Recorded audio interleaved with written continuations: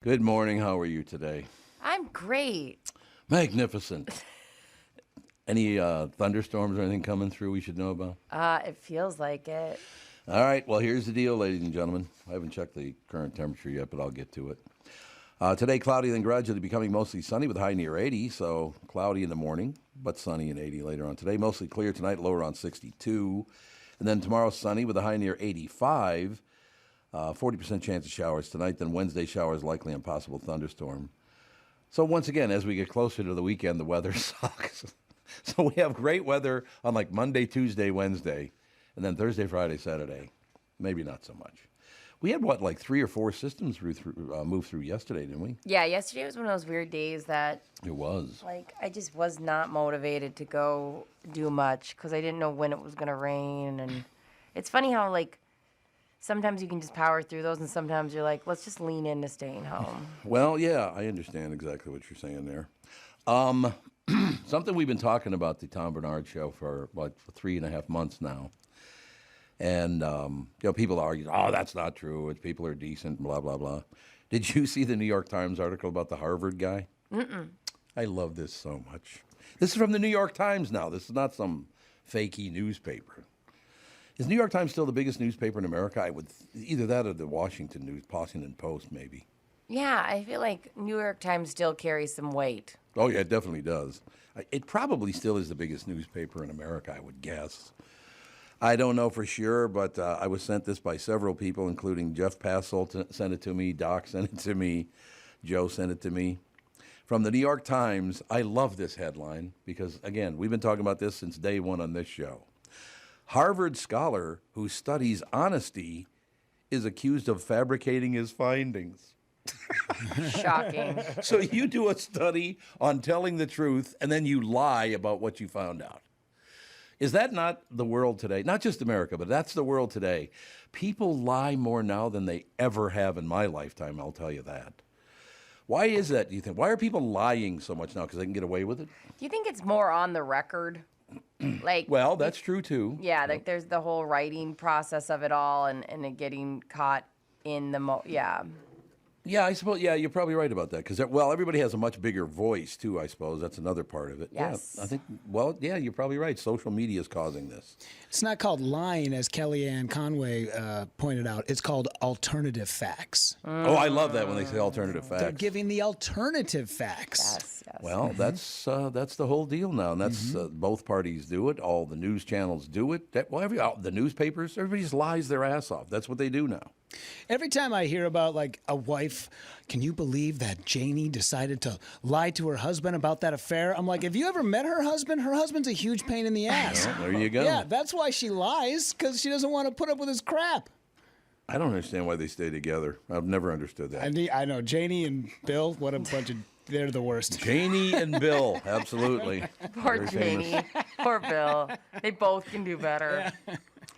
You would think. Ladies and gentlemen, so here's the deal. Cloudy and 82, then clearing up later on today, but it's 63 now. It's cloudy and 63 now. I wanted to make sure we got that temperature out there. Of course, Russia's big in the news now, but I don't need to spend a lot of time talking about that because we don't know what the hell is really going on. Do you really think they might toss him out on his ass? I don't know. Oof. I saw a little bit over the weekend. I tried to read a little bit what was going on, but that insurrection looked like those guys were not messing around. No, they weren't. You're Wow. Right. You're right about that. They were not messing around. And somebody had pointed out, I don't know, this was right when the Ukraine war kicked off, and they said, well, if he loses this war, is Putin out? And someone said, it doesn't matter. If he's out, the next guy is probably worse. I know, right? Yeah, they did. They said this next guy is one mean son of a bitch. Yeah. Ugh, awful. Well, that's the world now. It's just a whole different set. To this, I'm telling you, digital did not do the world any favors by giving everyone a voice. It's just not working. I don't know how you're ever going to get rid of it now, but it's just everybody thinks they can do whatever they want, lie their ass off. They're going to do this, they're going to do that. Everybody's just vicious. Jesus. Whatever, man. Try to find all the good things in life. Hey, I sat with my wife and watched a little television last night. Made me happier than a sumbitch. What'd you guys watch? There's a movie called Deadlock, L-O-C-H. I think it's from Tasmania, which is, on the coast of Australia. Is that correct? It's about Well, it's kind of interesting. It's called Deadlock, L-O-C-H. Yep. And pretty much every woman in the town is a lesbian. And that's what they talk about. They talk about, well, you're a lesbian, aren't you? Yes, I am a lesbian. Oh, then you'll fit right in. It's a movie or a TV It's a show? TV show. Okay, yeah, okay. And the woman on the police force, the two women on the police force are unbelievable. The kind of chief investigator who dresses up in like a Hawaiian shirt and shorts wherever she goes, and she's head of like her division at the police department. She drops the F-bomb so much on that show. She calls people the Big C constantly, and she says she does that because, well, it's nothing but lesbians here, so I can use that in front of them. They're not offended by that word. But going beyond that, it's just the only reason I threw that out there at first. If you're opposed to people swearing a lot on a show, then don't watch it. Yeah. Because they swear a lot. There's no question. And by the way, you're going to have to put the subtitles on because you can't understand a damn word they're saying. Oh, really? Okay, good. But the acting in it is tremendous. And I don't know the woman's name yet that stars as the chief investigator. She is terrific in that show. A lot of really good stuff. And then we watched Murdoch Mysteries, which there are about 35 seasons of. There are literally like, I think, 20 seasons of that show already. It's out of Toronto. Really, really well done show. You guys are in a very specific rabbit hole of like going out of the country and is this all on Prime? One's on Acorn, I know. Well, maybe they're both on Acorn. They might both be on Acorn. Well, it depends on what night it is because we kind of bounce around. We don't watch the same things every night, that kind of stuff. Yeah. So we bounce around from comedy some nights, drama some nights. We do a movie, we do TV. Well, we watch the Small Light. We got one more episode of The Small Light left, which is depressing as a son of a bitch. That's the Anne Frank show. Yeah. Really, really well done, though. Very well acted.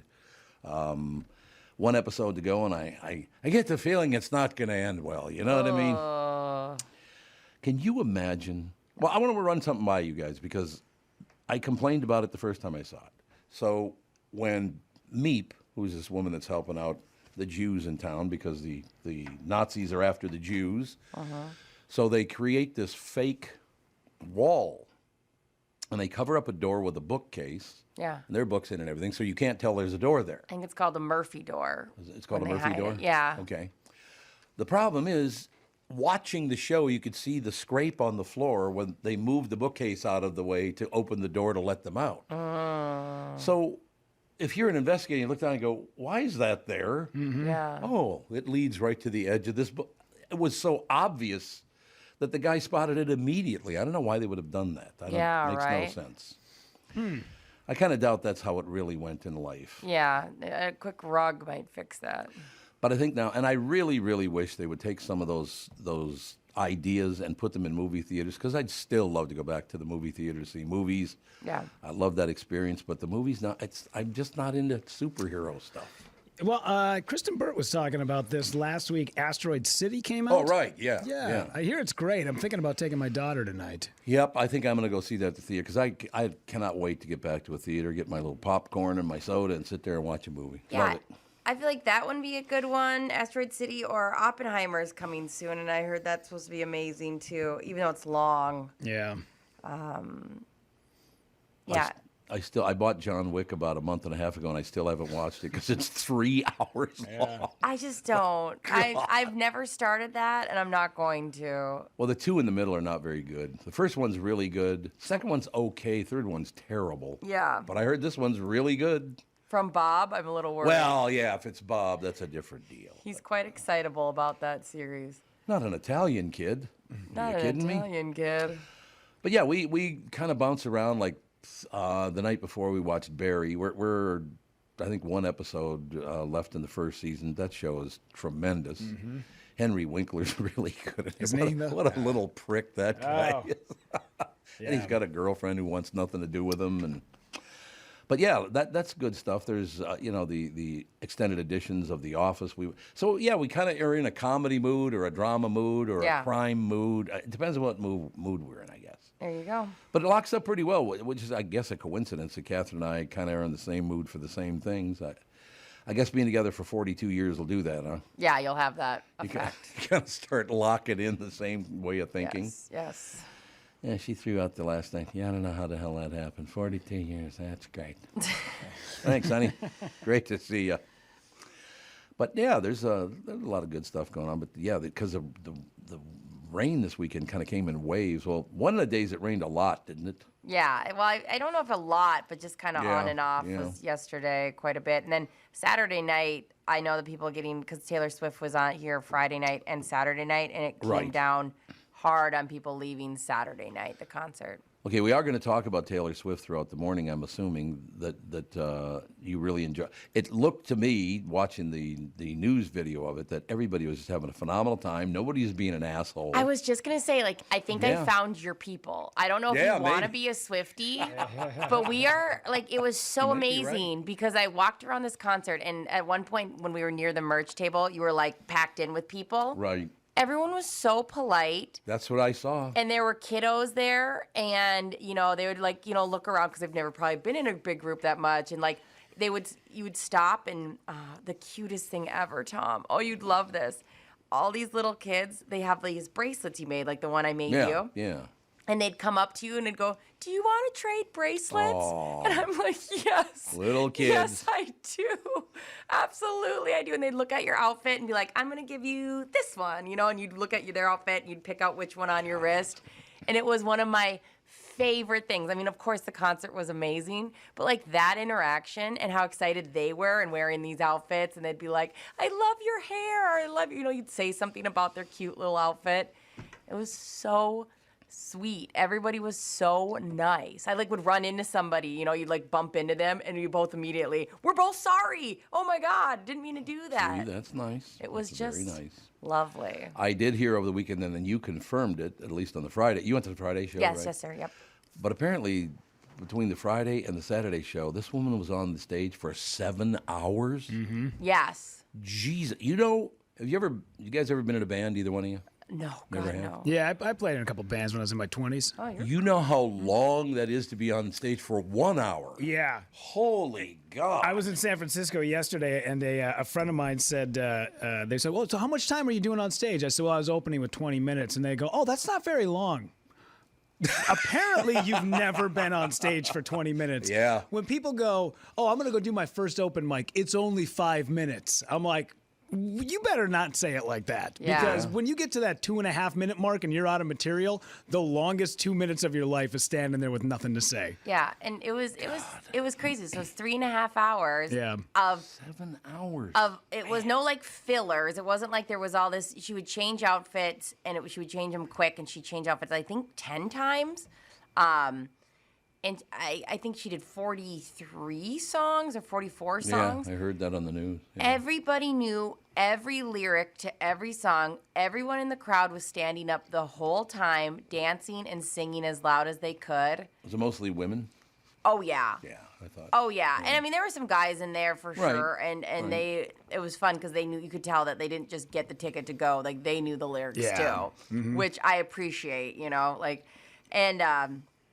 yeah, it was just so, the energy off of it was so fun. And she doesn't stop performing the whole time. There's Right. no okay, now here's my band, gonna whatever. It's like she jumps out of there, changes outfits, come back with another, gives 100. It was so wild. So I have a question. How long does it take her to change from outfit to outfit? I don't even know. It was so quick. Because that would probably take up about an hour if you did 44 songs. How many? She changed her outfit like 10 times, you said? Yeah, because it was So that'd probably take about an hour to do that. She hit up about, I don't think it took that long, because a lot of it was like these layers she removed quickly, would step back there. Oh, okay. And then it was super quick. That's also part of the experience, is seeing her in a red dress on the end of the stage, and then, the screen goes black, and then it pops up again Yes. 11 and a half seconds later, and now Yeah. she's wearing like a purple corset or something. Yes. You're like, whoa, Really? Yeah. where did that come from? Yeah. And she just had,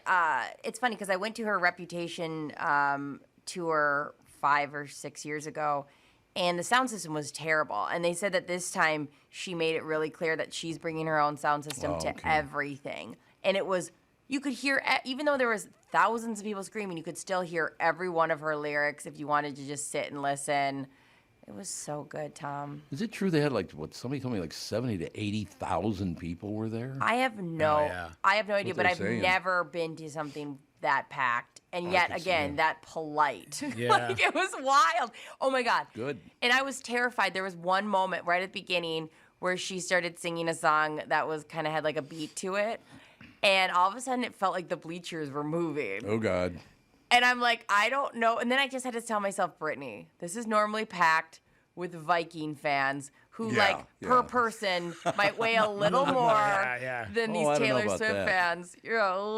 And I had a moment going, oh my God, are we going to be on the news? Like, this was and that's not the difference with age. All of a sudden, I'm like, should I get off of this? Oh my God, this is insane. Yeah. The little bit of sway, I was like, oh, and then They have eventually. collapsed before. I mean, not here, they haven't, but around the world, they do collapse once in a while. Just when the warranty ran out on Yeah. US Bank Stadium, I know, that's when right? it breaks. Yeah. I think they just paid it off on Monday too, or today. But yeah, no, it was just a very fun vibe. There was a lot of she had a lot of fun stuff on stage. But everyone keeps talking that they had all these tricks and these things and bikes and these elaborate things. It was just. I would have been fine if she just sat on a bench and sang all those songs and we all got to sing along. She has a 10-minute song and it felt like a minute, the 3.5 hours probably felt like, 45 minutes all in all. Not to her. I can guarantee you that. She busted her ass like that. Started out in heels and I was like, Oh, well, I was like, you cannot maintain this, ma'am. I'm like, we're fine with sneakers.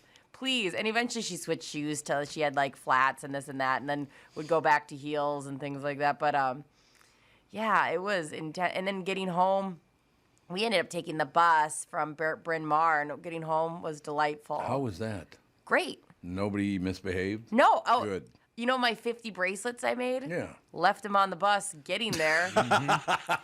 You mean on purpose? No, of course Oh, you not. accident. Well, I thought you just gave them all away. Is what you mean. Well, I mean, I did technically eventually give them Yeah. all away. Yes. It was so funny because I had mentioned it to somebody, and a bunch of people had given me bracelets so that I could trade with kiddos. Right. But somebody was like, "Oh, I can't believe you left those on the bus," and I was like, well, maybe the people who really needed them got them. And they were like, probably not. And I was like, well, at least they got to see Minneapolis. Yeah.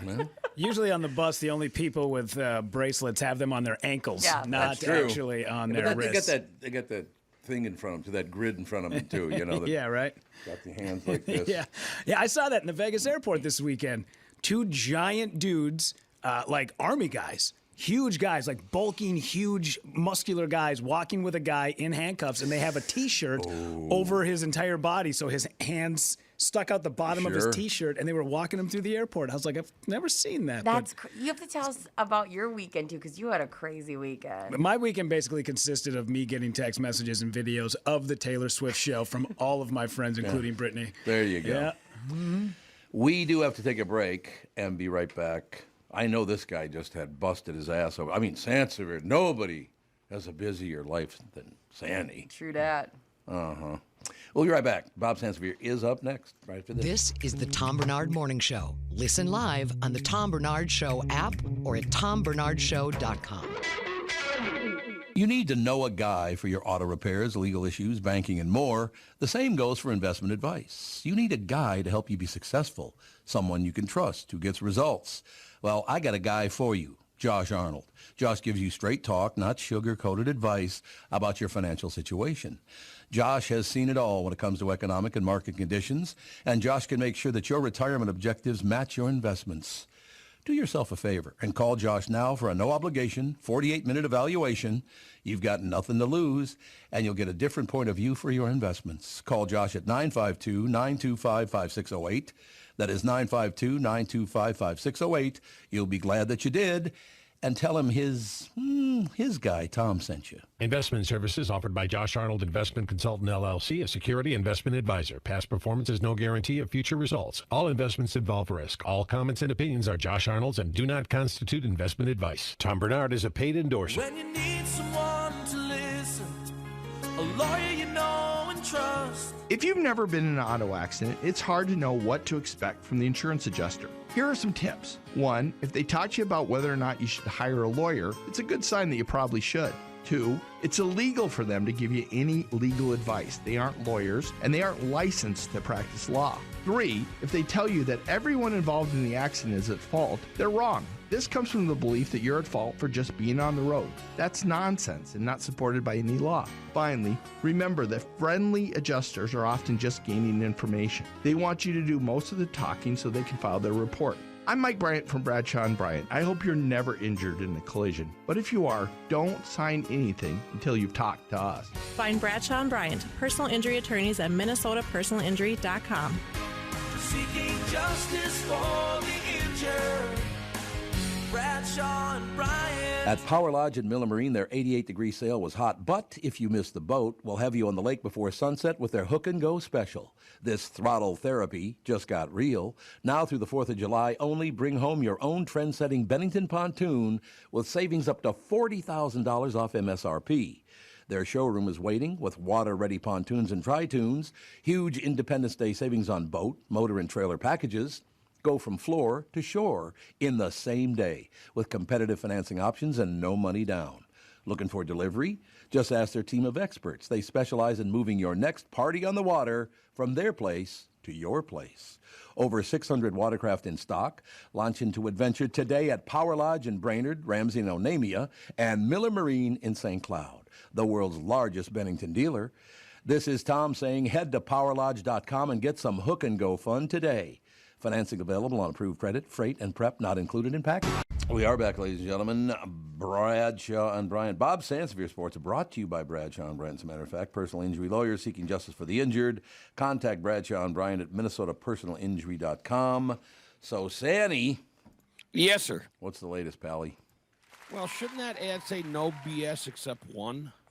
Bob Sansevere, that's true. Yeah, it's kind of painful. Okay, hold on a second. This is no BS. Bradshaw and Bryant person. Yeah. No, you're good. You're good. All right. Doesn't say Hey, Bob by the sucks. way, I've never heard Brittany so animated. It's like when I go to have a good pizza. Sure. How excited she was about this Taylor Swift deal. She's excited. There's no question. Or if I see anybody's dog ever. Doggies. All right, Sandy, I'm glad you brought that up because I saw something and I thought of you immediately this morning when I saw it. Oh. You know, there's a big campaign going on now to get rid of something. You know what we're getting rid of now? What is it? Now, first of all, you did hear last week that they're claiming that we've drunk so much groundwater that we've tilted the axis of the Earth. Oh, my God. People are actually claiming that, you know. So we need to stop drinking water? I guess. I don't know how we're going to live if we don't drink water, but that's just me. But, yeah, I like, again, I'm not a scientist, so I'm not saying it's 100% bullshit, just 99.9. Tilted the axis of the Earth. Do you know? Let me ask you. Let me run something by you. So groundwater would tilt the axis of the Earth, but there are now 8.5 billion people on Earth, and about 7 billion of them live on one side of the Earth. Wouldn't that tip the axis more than water? Well, and also what comes in goes out. Absolutely. I mean, what about all these wastewater places? Doesn't that re-tilt it in the other direction? I would think so, yes. But who are these idiots? Bob, it's just everybody has to be terrified and frightened now that we're all going to die and everything's horrible. And what was that little weasel's name is? That little kid from, I don't know, Norway or wherever she was? Oh, you're talking about Greta Thunberg? Greta Thunberg, yeah. She wasn't the end date like 3 days ago? She said the Earth was going to end by like 3 days ago. When I was like 11, they were like, "There's a hole in the ozone. We're all going to die." Oh, and yeah. Like, nothing is. I haven't heard no hide nor hair of holes in ozones. Look, live a clean life, the best and clean life you can. That's a nice thing. I mean, I drive an all-electric car. What the hell was that? Where is that coming from? And now, let's check in on the news. What the hell was that? Where's that coming from? Al, it might have been my phone. Okay. Your phone sounds like that? That was so. I thought we like had switched shows. Yeah. It's like now we're on a cookie network. Do. Well, good morning, everyone. Nice talking to you. It was my it was my Roku bill going through because it's automatically deducted. I had no idea that was coming. Why me? That's all I have to say is I could have just sat here quietly, but I own up to my sounds. Wait, are you trying to get credit for not only screwing up and then admitting that you screwed up? Oh, listen Danny. to this one. I always take Tom, take has everyone's she ever faults. screwed up? All the She's never screwed time. up, right? God, no. Yeah. All the time. Well, she just did just now, Bob. Did you hear that? You said, Tom, has she ever screwed up? And she answered you. So that's screwing up. I just didn't want you to have to attack me unnecessarily. I was going to say, but I screw up all the time, Bob. That's a little irony there, Brittany. Where do I Is get it, my Where do I get my joy in life if I can't go after you? Right. That's a You good see point. what I'm saying? That's a good point. You see what I'm saying? So Sandy, Yeah. I know that our Twins won yesterday because I actually watched the game. And Royce Lewis, 3 for 4, and finally he's batting 4th, which is a good place for him to be. Yep. I still think I would say he should be batting earlier, in the lineup to be on base to get hit in, but there's nobody that's going to hit him in. Right. So he's in a good spot, and he was the reason they won last night.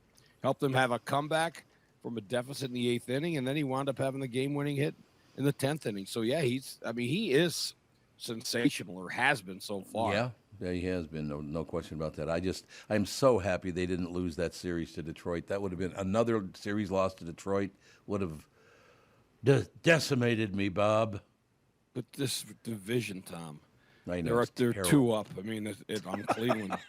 My God. I mean, again, I keep going to the AL East. They'd be tied with Boston and be 13 games out. Yep, that's exactly right. And actually, Boston would be ahead of us because didn't they take a series from us already? Yeah, I mean, when you go down to tiebreakers, they probably would be. Oh, it's pathetic. It's my Twins. What am I going to do? I loving them since I'm 9 years old. I put up with this stuff about 90% of the time they suck, and 10% of the time they're pretty good. Well, there's talent on that team too, but it just hasn't come together. Last week, we thought Buxton, hey, maybe he's got something going. Well, he's back to batting 206. Yep. Not a good thing. No, I want to ask everybody. I'm sorry. Very quickly, everybody on the show, I cannot ever remember a Twins team with so many people batting 200 or under. I can Not this late. No way. No, not this late. That's exactly right, Bob. It's like, what the hell is going on with this team? They can't hit at all sometimes. No, and I was taking a look at the box score, and I was trying to find something good. Well, their on-base percentage, if that was a batting average, that wouldn't look so bad. Yeah. Yeah, there you go. Like Correa, he's batting 216, but he has a 293 on-base percentage. So you start looking for little things to make it look like it's not so bad. And Buxton batting 206, 304 batting on-base percentage. Boy, well, if that was his, batting average, would that be so bad? Yeah, there you go. It's terrible. And if they wind up losing the lead, which it seems like they did last year, they will, it's hard to believe, in even this pathetic division they're in, it's another wasted season. It seems to be, Bob, because I had a lot of faith in them at the beginning. They were looking pretty damn good, and then all of a sudden, the strikeouts, my God, 10 strikes. How many games have they struck out at least 10 times? Well, they are on pace to set the major league record for strikeouts. Oh, there you go. There's your team. There's your team right there. What more do you want to know or need to know? They're love it. It's just a mess. I love the No Twins, question. but I can't lie about them anymore. I love you, Twins. You're my favorite team in the world, but my God. No. And I gotta ask Brittany, if I may, what does she sell that people would be in line for 5 to 6 hours outside of the U.S. Bank Stadium? Who is in line for wait? Fans to buy Taylor Swift's merchandise. What is it that's so big to have? Is just a shirt that says Taylor Swift? Yeah, I think it's just but I don't think anyone waited that long for merch. That's what the story said that I had seen. Okay, because I know out on there forever. Thursday, unless you bought it at the concert, but Thursday they had it opening where you could go, and I think the longest people wait was like an hour and a half to 2 hours. Oh, well, that's so much to buy better. a shirt. Buy a concert shirt, yeah. Good. But yeah, it's just concert stuff. I just think people really wanted to bring something home with them, just to remind them of the show. There was nothing like that was going to change your life in that line. I have a question for you, Some though. maybe. Do you think the fact that the world news is so horrible right now that when you can, experience a few hours of joy, you're going to take advantage of it? I think so. I think, hope so. Like I said, I was so funny, Bob, when I was walking around, I kept thinking of Tom being like, he keeps talking about he wants to find this group of people that just relax and are not assholes. I was like, Yeah, he might have to become a Swiftie. I might. She's a talent. There's no doubt about that. Yeah, I think you'd love the fan groups. It's just everyone's sweet. And I saw a meme that was like, do I hate crowds or do I just hate men? Because there's so many crowds of just like all women. You're supposed to add the whole thing. Do I hate white men? Oh no, but I meant like just the kind of aggression that they bring to crowds. Oh, that yeah. This wasn't there, so. That's the bracelet I'm going to make for you, Tom. What's that? Do I hate white men? Yeah. Do you want to trade bracelets? There you I got go. one that says I hate white guys. There you Wait, go, is it sister. do I or I do? I do. Okay, I do, okay. for sure, Because yeah. I like the question mark one. I find that people are so amusing and amazing. You watch a commercial. When's the last time you saw a honky man in an important role in a commercial? They're never in commercials anymore. It's kind of an overreaction there, don't you think? I don't know. I'm trying to think It's of the last time I hilarious. sat and watched, like, what are white men in commercials? I feel like they hit every race now. That's the thing, right? Oh, no. There are no white men in commercials anymore. Unless they're stupid. If they're really stupid, they could be in the commercial. Well, It's just typical oversell. That's all it is. See, I don't consider that racist at all. It's just oversell. Oh, we can make more money if we treat them like shit. yeah. That's what it is. Is it working? It's working. Yeah, I guess it's working. So good for them. I'm happy for you. I'm not buying your product, but I'm happy for you anyway. Anyway, back to Sandy. I buy Sandy's products. Well, I don't care. I know that there's all these protests, the thing with Target. I'm not going to not get something from Target if I need it. It's convenient for me. I don't really care where they display things. Yeah. I'm not going to buy. If I'm going to buy them, I'm going to buy them. If I'm not, I don't care. To get whipped up about stuff like that is absurd. I have a question for you about Target stores, though. The one that's on down on it's in South. It's on the border, I think, of Bloomington and South Minneapolis. Down there on like 77th, somewhere in there. Is that Richfield? That one? Or it could be Richfield. Yeah, there's Might one be. on 77 and 66th Street. Kind of right that it? across the highway from the airport. No, it's not that, that one. one? It's down just off of France Avenue, kind of. Yeah, there's one off France Avenue in Edina, which Yeah. I think is like Oh, that would be Edina. You're right. 70th maybe, somewhere in there, yeah. Okay, but is it true that they have 2 different time zones in there? No. We went in that store last week. Holy Christ, that is the biggest store I've ever Oh, been yeah, in. it's huge. Holy Hannah, that store is That's big. a big store, yeah. Woo! I'd like to play that light bill there, Sandy. Well, you've got your huge food store there. They've got basically Yeah. a grocery store within Target. It's where we got Mousetrap for Sage for his birthday, baby. That's all I know. That's so funny because that's what I thought of as soon as you mentioned Target. Because the last story Mousetrap. is that you bought Mousetrap there. It's a good game. Yeah. There's no question about it. All right, Bob, so we got the Twins, couple of games up. I watched the game yesterday. Had a good time doing that. Anything else? Royce Lewis, he is the reason that yep. Twin fans can be encouraged. I agree. It's fun to watch people like that. Do you think he could turn into another Kirby Puckett, maybe? That would be nice. What you don't want him God, to do is turn into another Byron Buxton where he's getting hurt all the time and going through this. So you hope that he's a superstar who can stay healthy. Is it one knee that's causing all these problems? Is that correct? I think it was the same thing from what happened last year too. Right, but I mean, right. Right now, I mean, I guess you enjoy it while you can. Because with the Twins, they always seem one injury away from everything falling apart. You know what they should do, Bob? They should follow Chris Egert's lead and grow a pair and just cut his leg off. What do you think?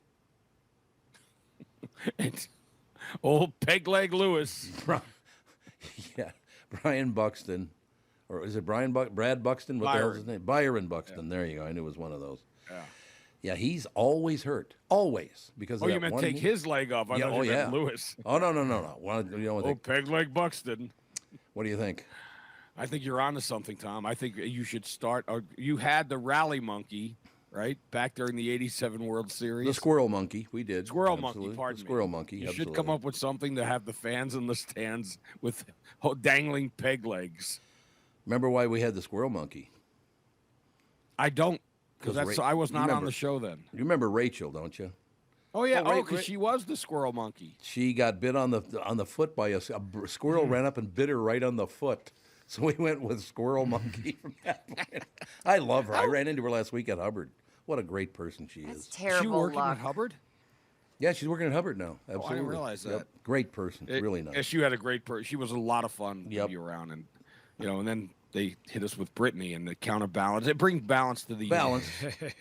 You're welcome. I'm sorry, I didn't know women were so interchangeable in your life, Bob. Oh, there's a shot. Always has been. Not yours? No. For men? No. We got to do the crossover between Bob and a woman right now, as a matter of fact. Kristyn Burt will join us in just a couple of seconds. And Sandy, you and Kristen can schmooze about how you've destroyed your life. Well, what? Well. It's hard. The results are in. The greatest Hollywood reporter in the history of Hollywood That's what I've reporting heard. is about to join. That's what I've heard. She's here. What's going on, Direct Kristen? direct from her closet, we have Kristyn Burt. She's got her kitty with her, though. It's very. I it must do be. have my kitty. Hold on. Good morning. There she is. Oh my God. I like that cat goes like this. Its arms out. Help me. Save me. He's picking me up Oh again. my God, let the cat go, Kristen. The crazy thing is she's purring, you guys. Oh, that's very sweet. Kristen, She's I gotta such ask a sweet baby. She's such a sweet girl. You have a husband, right? I do have a husband, Okay. and we also have another cat named Linus. Oh, great. Well, we've got a bunch of them in the barn, but one is in our bedroom all the time. Does your cat hate your? Because it's got to be a hatred thing. I feed the thing. I water the thing. Pees on my side of the bed all the time. I actually have started. Mary has like an extra blanket she uses. In the morning I rip the blanket over and put it over my part of the bed, and she doesn't pee on it. Yesterday, my wife was still laying down. I had to get up early and go because it was I had to run down to the Buffalo Rodeo. It just ended this weekend. Do some cleanup. So I said, Mary, when you get up, please put your blanket on my side of the bed. Came home last night. There's pee on my side of the bed. Ew. It won't pee on her stuff, but I take care of this damn cat. I cater to it. I'm like a slave to it, so it doesn't pee on my side of the bed. Does the cat have a clean litter box? Usually. That's the one thing I won't clean. They get mad if they don't have a clean litter box. But why me? They maybe want you to clean the litter box. Yeah, well, the cat and I are going to have a little conversation. And you should also try a litter. For anyone who's a cat owner, Kitten Attract or Cat Attract, depending on the age of your cat, will make your cat go in the litter box. I don't know what it is. There's some like weird herb in it, but they're attracted to it and they go exactly where they should. Is it on Amazon? Because I'm ordering it in like 15 seconds. Yep, Dr. Elsie's Cat Attract. And that'll make them not pee on my side of the bed? But you have to clean the litter box. And clean the litter box. Do you want to sit there and pee in a dirty toilet? You don't. It's the same thing. I have a question. You have to understand, Kristen, when guys pee, they don't really care what condition it's in because we don't have to sit on it. Do you want to sleep in a non-pee bed? How about that one? Oh, you do not want to pee in a toilet that's full of like poop. Well, for God's sake, this is heading a great direction. I was using. I'm just saying, this is what he's doing to his cat by not cleaning the litter Brittany, box. I was using porta potties all weekend, so yes, I don't Cats want need to. Clean. You have to clean it once a day. Do you really? Once a day? You do. Once a day. I'm not going to. Well, okay. Well, then I'm going to have a Every chat night with before the you go to missus. bed, scoop out the litter, do that, wash your hands, brush your teeth, go to bed. I just got a call just now from Mary. Said she's the one peeing on your side of the bed. I did walk in once and she was squatting over my pillow. And Get then, out. The truth comes out. The truth comes All out. right. Kristen, thank you for that that cat info. Yes. I am here Why I for like all of your dogs. kitten and cat tips, honestly. I've been a cat owner my whole life, so. But I don't need to worry about it if I kick the cat out and make it fend for itself outside, right? Yeah, I don't good worry luck about with litter that. boxes. Don't do that. That's sad. If they've been an indoor cat their whole life, it's really hard for them to adapt to the Hey, outdoors. they have to learn. No. He talks a big game, Kristen. I've heard him talk about putting down puppies before that I've seen years later. This guy's, He's got. Maybe it was a different puppy. Yeah, right. His family would never let him. So let him pretend like he's a big man. And yeah, you kick out that cat, Bob. Big talk. Tom, Yeah, it's I don't know litter how box. you put up with Brittany on a day-to-day basis. Non-stop, Bob. Non-stop. That's all I'm She saying. just doesn't stop. That's all I'm saying. I just All got right, another Kristen- message from Mary that's got a thumbs up. I don't know what that means. But Yeah. That means she's gonna poke me in the eye. with her thumb. yeah, exactly. That's what it means. All All right. right, Sandy. Thank you all. Kristen, thanks for the tips. You bet. Have a good Monday. Ladies and gentlemen, Bob Sansevere Sports brought to you by Bradshaw and Bryant, personal injury lawyers seeking justice for the injured. Contact Bradshaw and Bryant at minnesotapersonalinjury.com. Sandy, sponsored by Bradshaw and Bryant, personal injury lawyers. Who's better than Sandy? That's what I want to know. Nobody. Nobody's Nobody's a better orb than Bob. So we were just talking a bit ago because Catherine and I tend to, we go through busy days and there are many hours we don't see each other. Even if we're both home, she has her outdoor stuff and her upstairs stuff, and I got my downstairs stuff. But we get together pretty much every night for anywhere between an hour, at the most 2 hours, watch a couple of things together and just kind of hang out with the dog and all the rest of it. Do you guys go through it? We've already talked here at the show about it. Kristen, do you and your husband go through like comedy nights, drama nights, crime nights, things like that? No, we watch what I want to watch. Oh, and well. then this is true. And then when I go to sleep, he watches what he wants to watch. Oh, because okay. I go to bed earlier because I wake up at 4:30. Mhm. So that's the way it goes. And I only watch like an episode or two. Or on the weekends, he's usually out and about. Sometimes I spend a couple hours binge watching a show, and he doesn't like to binge watch as much as I do. Yeah, I understand that whole situation. We have, I already pointed out this morning, got one episode of The Small Light left, the 8th episode, which I'm sure is going to be depressing as a sumbitch. A lot of good things on TV now, and I'm Savor them. I'm telling you. I'm telling everyone, make the list because this is the last week. This is the last week of negotiations with SAG. They said things are progressing, which is good in a positive direction. But June 30th is the end of our contract. They said they will go a couple days if things are moving in the right direction for the contract. They're not going to go beyond July 4th. Let's all be honest with that. No one's going to work on their holiday. Right. And SAG will officially be on strike if they don't come to that negotiation. The industry in Los Angeles is completely shut down as of June 23rd. It's already happened. So All the big productions, Billions closed down, Daredevil closed down, Yellowstone closed down. They can't do any more work without the writers. So if you add the actors on top of that, we're at a full stoppage. Yeah, I tell you, it's, all the stories. Is Hollywood under a lot of stress right now? Because I'm seeing all these divorces and, like, you got Kevin Costner's getting a divorce. If I ever get divorced, I'm going to follow her lead, though, and I'm going to say, Catherine, I need $3 million a year just for child support. For what? For Jude? Yeah, for Judy, exactly. $3 million a year so I can feed Jude. Oh yeah, because Stay in Jude the would go house, with you. Ignore the prenuptial agreement. Listen, I'm not making fun of Christine Baumgartner because honestly, I think she's only supposed to get like $1 million and she's living in like a $145 million house. Right. Stay put, girl, until you get your deal because you can't buy a home for $1 million in Los Angeles. I get it. Why'd she sign the $1 million deal? I don't get it. Because when she got married in 2004, you could buy a home for $1 million here. Really? Yeah, you could buy a decent home for $1 million here. God, and now, condos, like a decent, like let's say 2-bedroom, 2-bath condo, you're looking at $700,000-$800,000. Jesus. I was in Santa Rosa yesterday walking, a buddy of mine out walking the dogs, and I was like, just home prices, because San Francisco is so ridiculous when it comes to, real estate. I said, what are home prices here? And he goes, this house that across the street just went up for sale. It sold for $1.7 million. And I said, how many square feet is that? And he goes, it's about 1,400. Oh, Jesus. Under Goodbye. 10,000 square feet. Los Angeles, you can buy a home in Burbank, like 900 square feet. It'll be like 1.2. Yeah. With one bathroom, guys. One bathroom. Can you imagine? No. Why would you live there? Because it's a great school district. It's outside LAUSD, which is our main Los Angeles school district. People want to live in the unincorporated parts of LA. because they've got better services. Yeah, So but like Burbank, Culver City, Beverly Hills, there's certain areas that are coveted, and the real estate, no matter how small the house, will always be strong. Yeah, but it's nothing but actors. Who the hell wants to live there?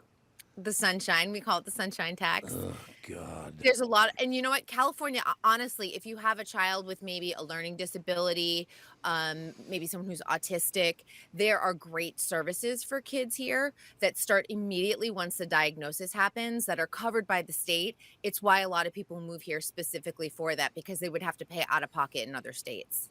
And so instead, you have to pay out of pocket. I have no problem with that. I'm just honestly asking. don't. I didn't say you did. As but- a woman, my rights are protected as well. I appreciate that here in California. But you have to understand something. They always say, well, the state will go, you aren't covering anything. The taxpayers are covering it, not the state. Sure. And you know what? I have no kids, and I have no problem paying in for services like No, that. I understand. Because Yeah. at some point, I will need something, and the taxpayer services will come my way, and that will be good. So. No, I don't have any problem with paying either. I just really wish they would step forward and say the taxpayers have taken care of this problem, not the state, because it's not the state doing it. But it's the money from the taxpayers that goes to the state services Correct. to provide for someone who may need Correct. But, extra help. When they're stealing money and claiming to be helping everybody else, it's like, no, sorry. Oh, yeah, and those are the people in government we all want out. We do indeed. There's no question about that. So everything else is good? Everything else is good. Did anybody go see Elemental this weekend besides Taylor Swift? There's the smile. I did not see Elemental. Did you end up watching it then? I've already seen Elemental. That's what I saw thought, it yeah. in the screener a few weeks ago. But it wound up, it's actually almost wound up at #1 at the box office this weekend. So I think this is going to be a slow word of mouth type of a movie. And if anyone winds up having a rainy 4th of July, I think people are really going to enjoy it. So I'm just letting people know, because no one went to see Jennifer Lawrence's new movie, No Hard Feelings. Oh, So, really? yeah. Elemental, I just saw, it was getting like 86% on a couple Rotten different Tomatoes. in a couple different places. I think it was on Google. I think 76 on Rotten Tomatoes, but that's a pretty good score for I was gonna say Pixar movie. So It's it's going to be their worst opening ever, just because people's viewing habits are different, and some families are just going to wait until it's on Disney Plus. But I think if anyone's looking for that movie experience, or you're having a long rainy weekend, I don't know what the weather will be like for 4th of July, but it's a good movie to go see right now at the box office. What's Elemental about? Like Pixar, it always has a message about it, but they take the elements, they take fire and water, and they hate each other, of course, because they're opposing elements, and they find a way to come together. And of course, it gives a message that we all have our differences, but we can all find a way to be friends. Why don't we do that with real Maybe humans? more. What do you think? Why don't we do that with real humans? Why don't we be decent to one another? Yeah, that's why Pixar is hoping that some people will catch on to the subliminal message. That would be good. I would like that. Well, Tom, if you want to find decent people, just pay $1,000 a ticket when Taylor Swift comes back to that's town, exactly right. and go to U.S. Bank Stadium, and there Yep. they are. there you go, done and Like done. it. She'll be at SoFi Stadium. I don't know when, but I have a question for all of you and all of our listeners as well. There are people I don't like, but I wouldn't waste 1 minute hating anyone. I don't hate anybody.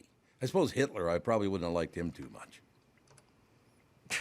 We all don't know how to respond. It's a good that assumption. seems like it's a a good given. assumption. Hitler seems like a good place to start for hate. But I just, why would you bother giving up all of that energy to hate somebody? It makes no sense to me. Yeah, Just don't go near them.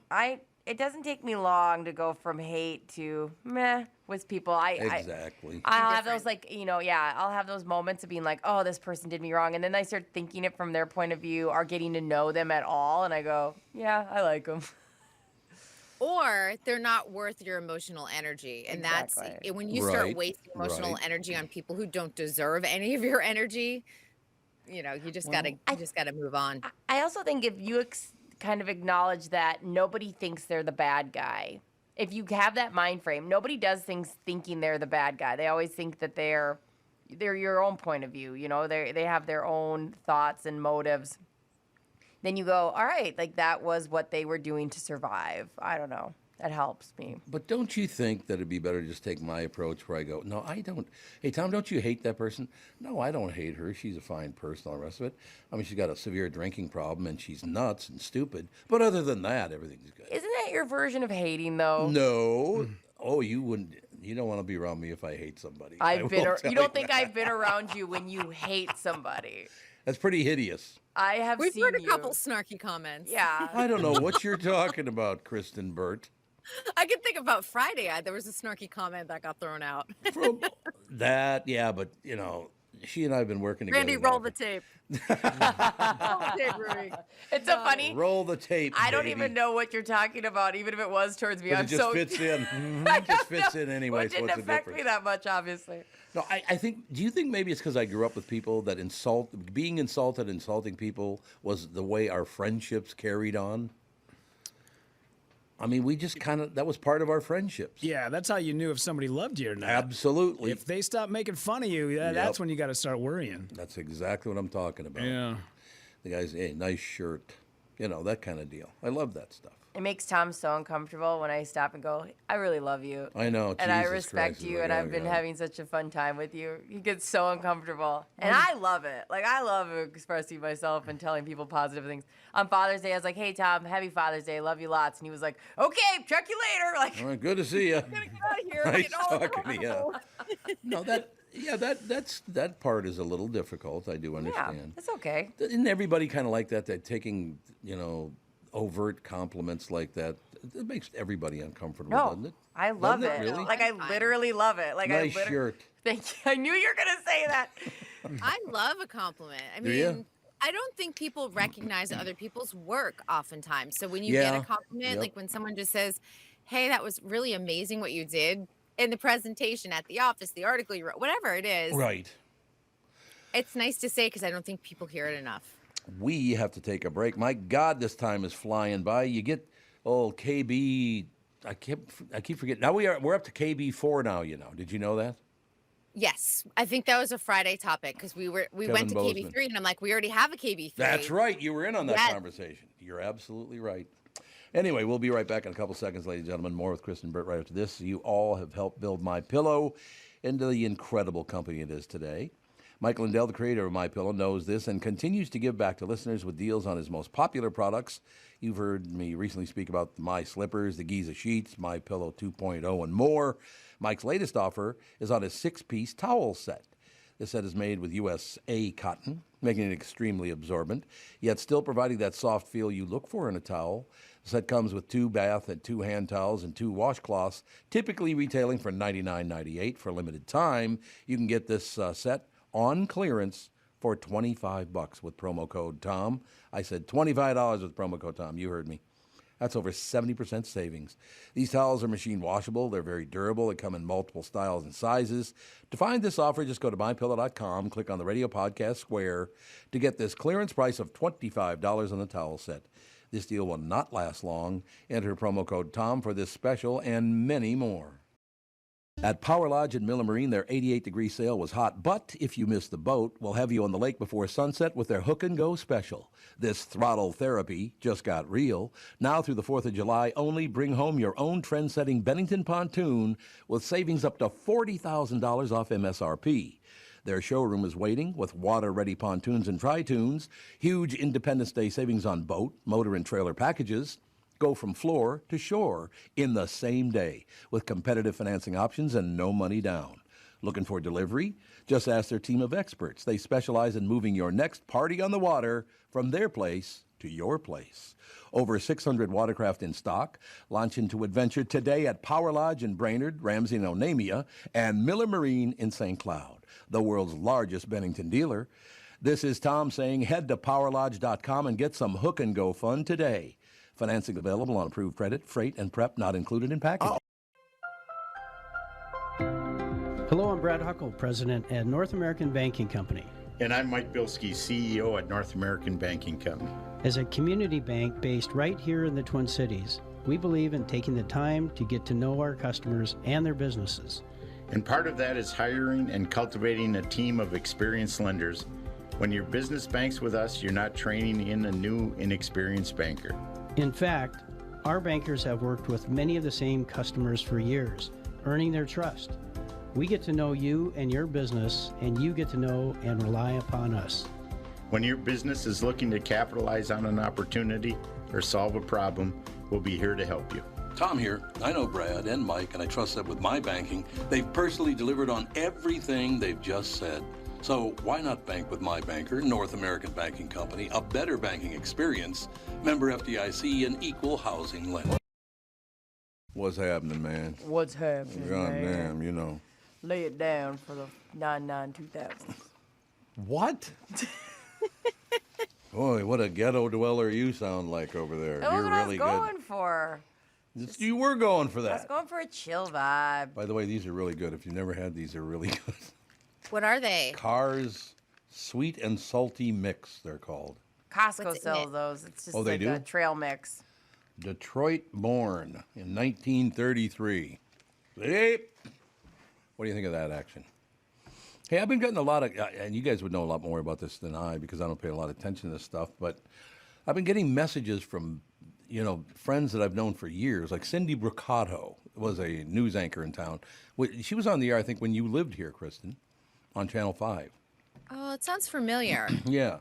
But I keep getting messages from people that I know, except they're always they're identical messages. Oh, I heard your friend died. I'm so sorry to hear that. Here's the story if you haven't seen it. I get a feeling if I click on that story, I'm going to end up paying the price, huh? Yeah, it's spam. Yes, they're going to It's ask for your spam. bank account information. Oh, you should send some money to the family. Is that what it is?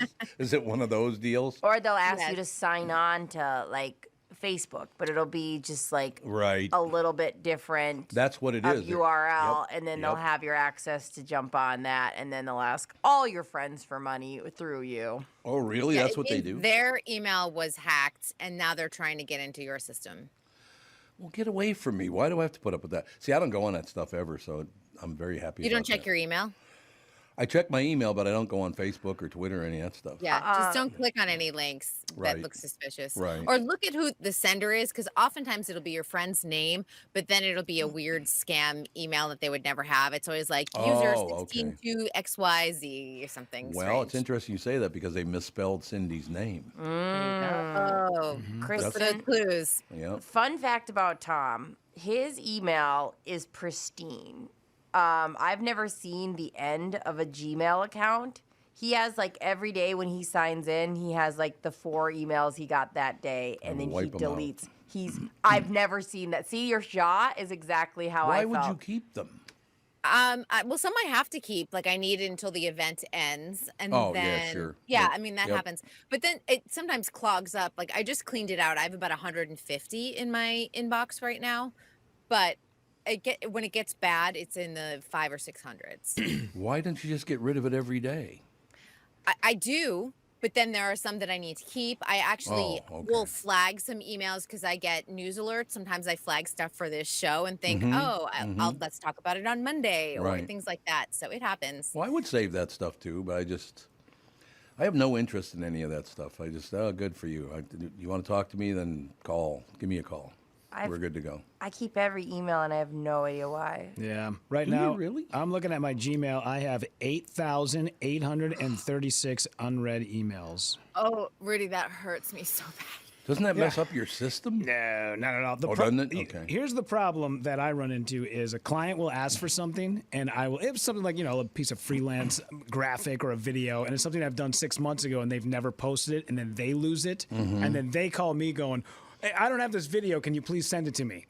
I'm like, well, I'm not supposed to be the one taking care of it, but I do Right, have it, and I right. like to try to help you, but I wish I was more like you, Tom, where I just delete everything at the end of the day. I do. And just go, it's all gone now. Now you can't get it.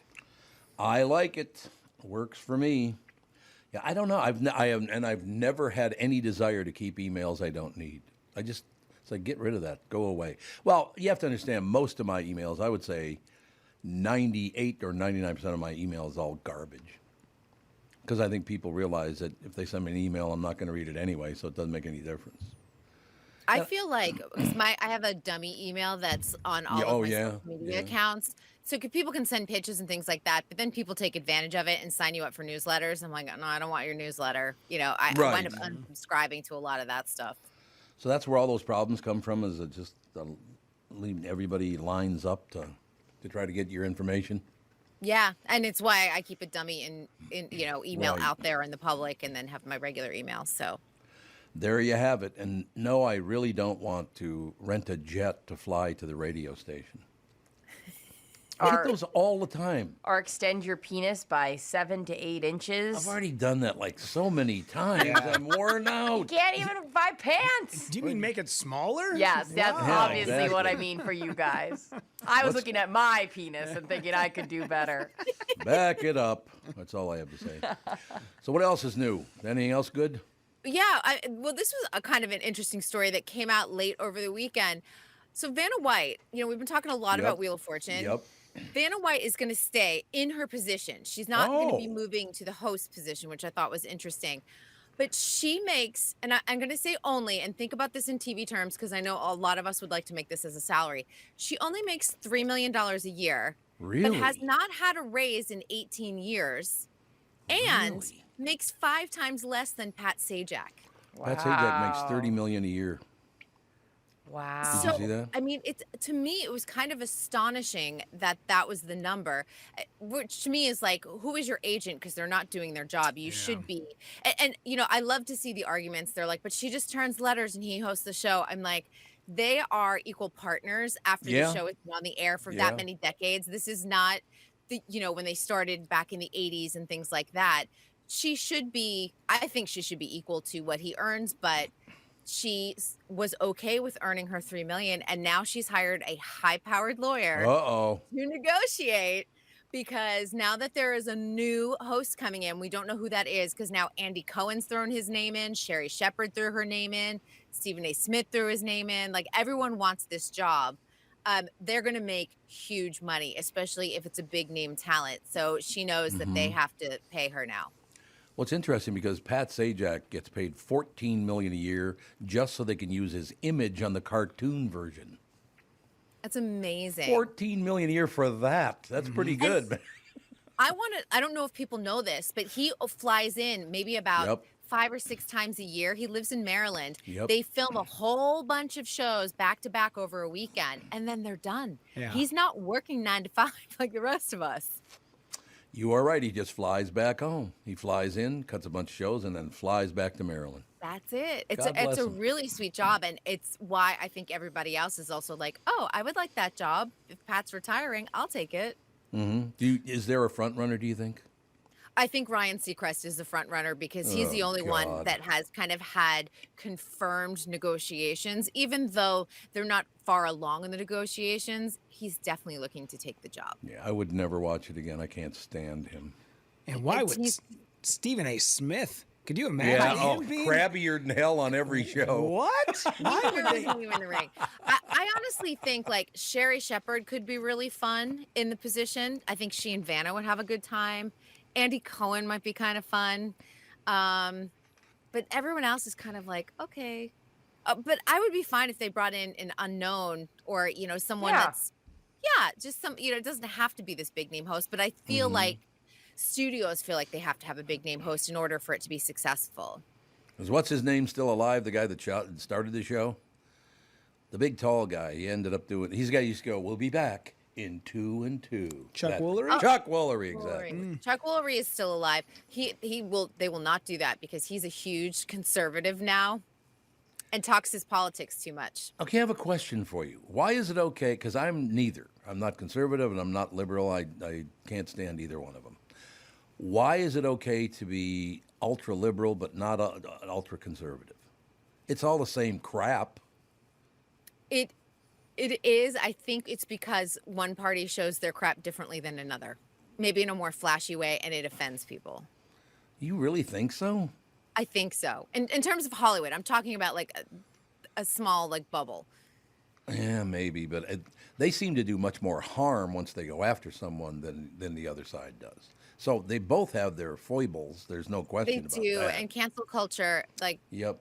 cancel culture and doxing people, all of that is really harmful.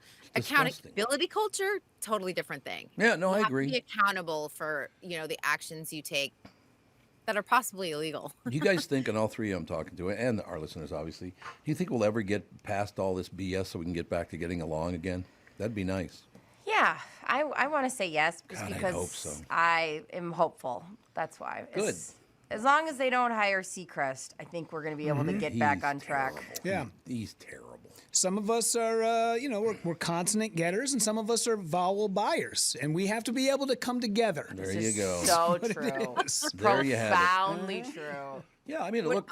All I know is that I'm terrible at Wheel of Fortune. That would not be my game.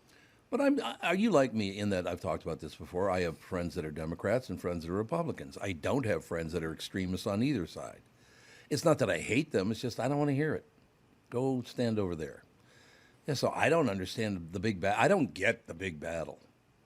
If you don't like somebody, then don't hang around with them. Yeah, I also know if I'm at a dinner party or a party in general and we're talking politics, that party probably sucks. Oh, you mean bad. after drinking? Or anytime. Oh, when they I start think drinking. politics has become a topic. I don't go to parties. We just don't talk about it anymore. Yeah. Good move. It used to be Yeah. if you went to parties 5-6 years ago, you would talk about it. Well, that's good. Maybe we've made some headway. Yeah, I went to glad an to hear engagement that. party over the weekend and we did karaoke. Nobody was fighting. So fun. All right, now wait a minute. You did karaoke which night? Saturday night. Because Catherine and Alex did karaoke Friday night. Have you been talking? It wasn't my engagement party because I'm already married, but I didn't plan the engagement party. It was my friend Amanda Salas, who's a entertainment reporter. You know what it was? I live in such a bubble and have such the same bubble of friends. Yeah. It was literally an engagement party of a bunch of entertainment reporters celebrating another entertainment reporter's engagement, all singing karaoke. What song in did Los you Angeles. do? What song did you do, Kristen? Total Eclipse of the Heart. You told me you were going to do MC5's Kick Out the Jam's Mother Effer. That's what you told me you were going to do. I usually do Bust a Move. That's another one that Oh, I that's do. a good song. I like that song. Dressed in yellow, she says hello. Come sit next to me, you fine fellow. Run over there without a second move. Hey, what comes next? Yeah, bust a move. Good song. Yeah, because it's more talking than singing, so it's.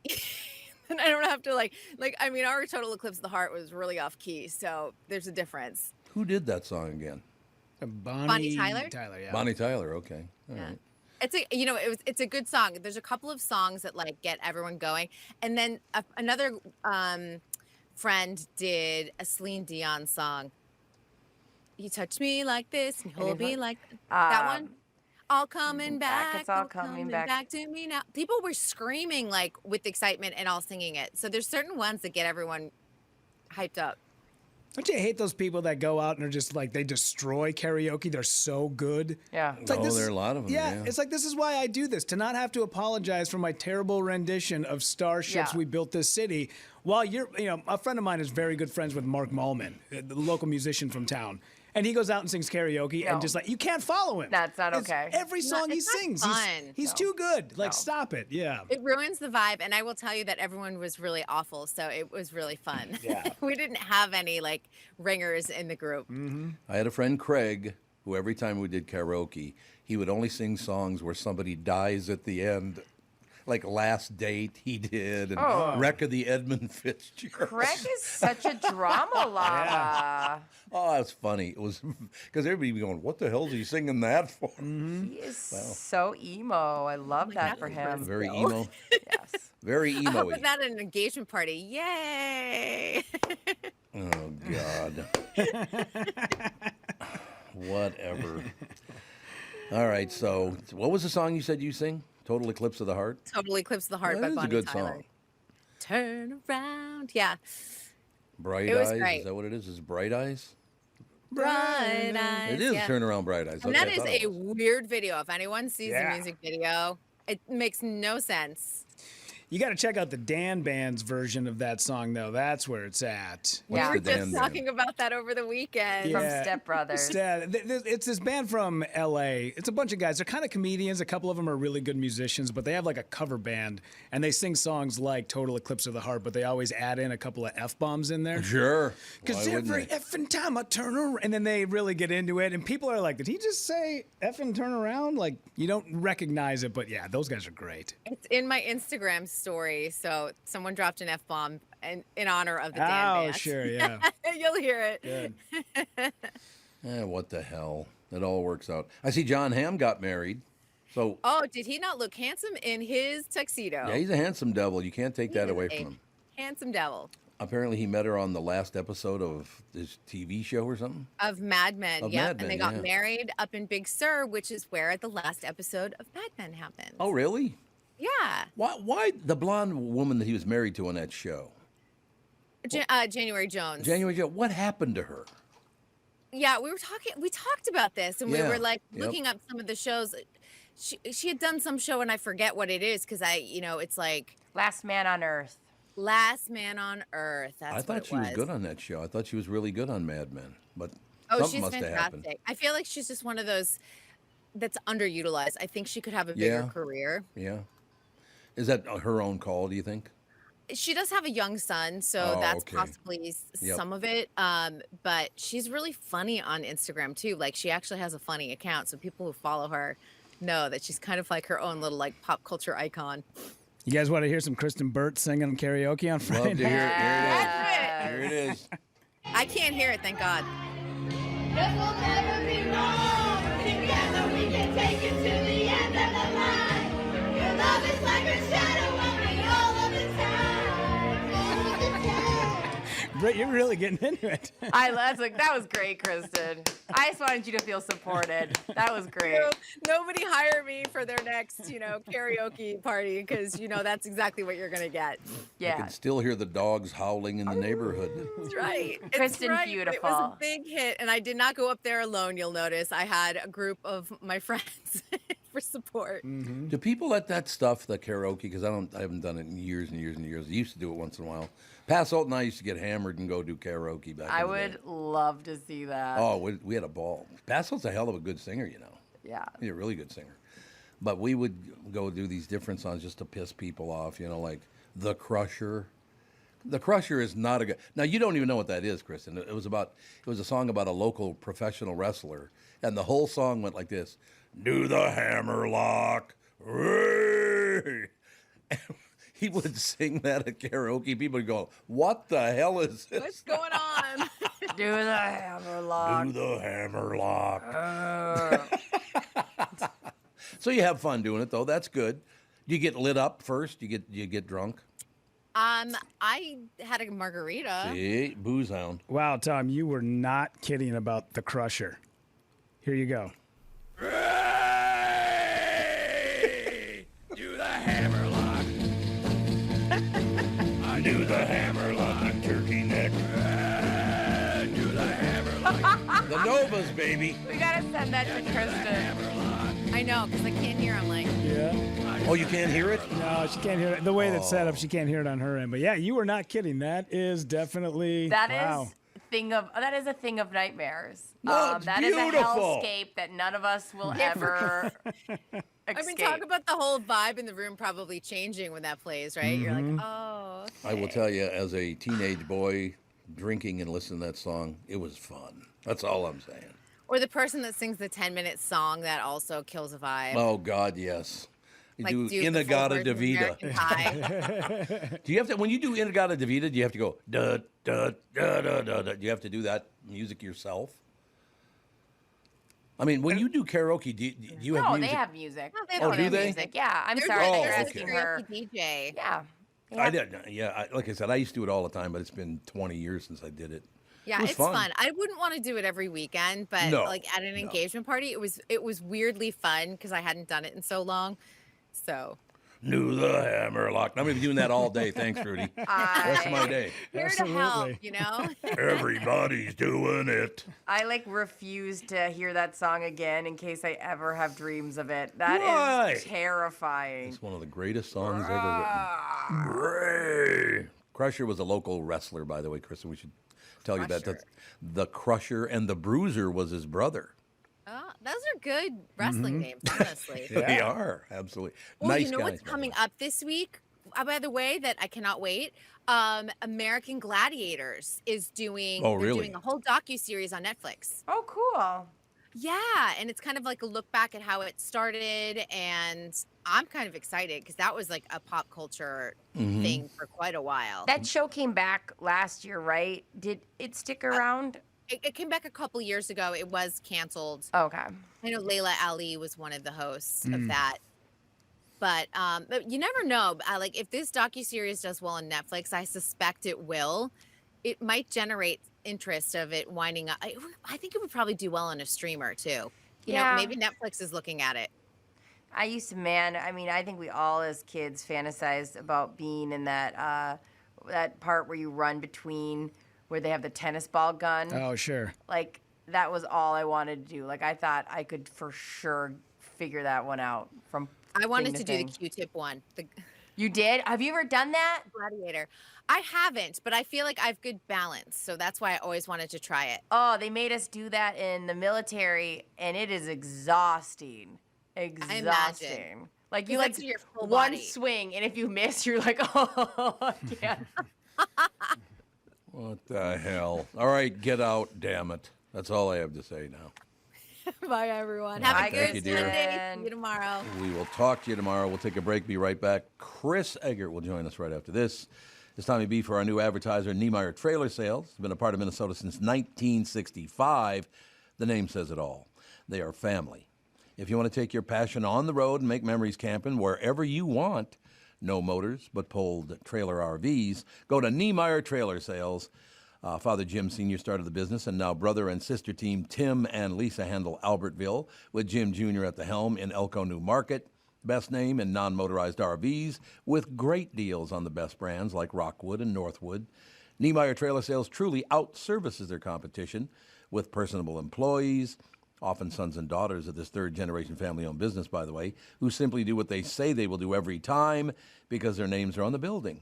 And with a huge selection of RV services, service pros, you will leave satisfied no matter what you're looking for.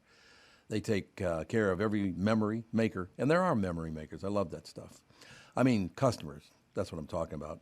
Comes in their Albertville or Elko New Market location. Head to NIEMEYERS.com and put your passion on the road, baby.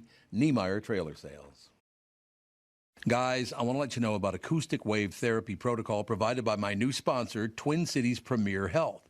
It's a non-invasive, non-surgical, highly effective, science-based procedure that creates an increase in blood flow and helps create new blood vessels by treating the root cause of most erectile dysfunction. Unlike using a pill to create a pharmaceutically induced erection, they treat the root cause of the problem. Age-related erectile dysfunction is most commonly caused by a buildup of plaque in the arteries that supply blood to the erectile tissue. Reach out to Twin Cities Premier Health like I did, and right now receive this special offer, a free treatment and a free consultation when you book today. That is valued at $800. 952-395-4346. That's my unique phone number, 952-395-4346 for their office, or go to TwinCitiesPremierHealth.com, and please be sure to tell them that Tom Barnard sent you. You need to know a guy for your auto repairs, legal issues, banking, and more. The same goes for investment advice. You need a guy to help you be successful, someone you can trust who gets results. Well, I got a guy for you. Josh Arnold. Josh gives you straight talk, not sugar-coated advice about your financial situation. Josh has seen it all when it comes to economic and market conditions, and Josh can make sure that your retirement objectives match your investments. Do yourself a favor and call Josh now for a no-obligation, 48-minute evaluation. You've got nothing to lose, and you'll get a different point of view for your investments. Call Josh at 952-925-5608. That is 952-925-5608. You'll be glad that you did. and tell him his guy, Tom, sent you. Investment services offered by Josh Arnold Investment Consultant LLC, a security investment advisor. Past performance is no guarantee of future results. All investments involve risk. All comments and opinions are Josh Arnold's and do not constitute investment advice. Tom Barnard is a paid endorser. Ladies and gentlemen, we are back. News brought to you by Mr. Money Talk, Josh Arnold. Call Josh for your free 48-minute financial evaluation. Josh Arnold bringing you Chris Egert. So, Chris, I have a question for you. Yes, sir. What was the big-time wrestling show in South Dakota when you were growing up? Ooh, that's a good question because we didn't get the local, the Minnesota stuff that was going down over there. I mean, ours was more whenever it started being carried. Was it on USA? Was that one of the network that carried Yeah, I think so. I think that's right. That was one of the big ones, yeah. Yep. Yeah, a lot of them were the same guys who started out here. It's just when they all got pulled up and went national. Like I was just reading about the Iron Sheik because he passed away a couple weeks ago, and great guy. That he had a very rich legacy in Minnesota, and was like a legitimate wrestler before he joined the pro ranks. And, he was. So I didn't know that wrestling song that you were referring to. You mean the Novas do the hammerlock? No, I didn't know that, Crusher. but I was a huge fan of wrestling growing up, and it's fun to learn that all these guys had such a great Minnesota heritage behind them too. Just when the Crusher would come out, because that song is called the Crusher. Tip of the cap to one of the greatest wrestlers of all time. He walks out one day, and Marty O'Neill had a voice that sounded like this, so when the wrestlers came out, it sounded even harsher. Because he had a... Ladies and gentlemen, here he comes now. It's going to be an interesting interview. The Crusher coming out. Crusher, what did you do over the weekend? Well, Marty, let me tell you something. I lost a gallon of blood. I thought I was going to die because... And he was always like, my arm fell off. I had to have it put back. It was always some huge deal with the Crusher. I loved it. Loved that stuff. The drama. That's freaking awesome. A lot of drama, baby. Yeah. And then when you start drinking when you're 11, and then watch it, it's even better. I could see that. I could see that happening. So you did have wrestling out there, but it was probably just out of some other, maybe Denver. Yeah, once we kind of got cable, and cable sucked too. There was 7.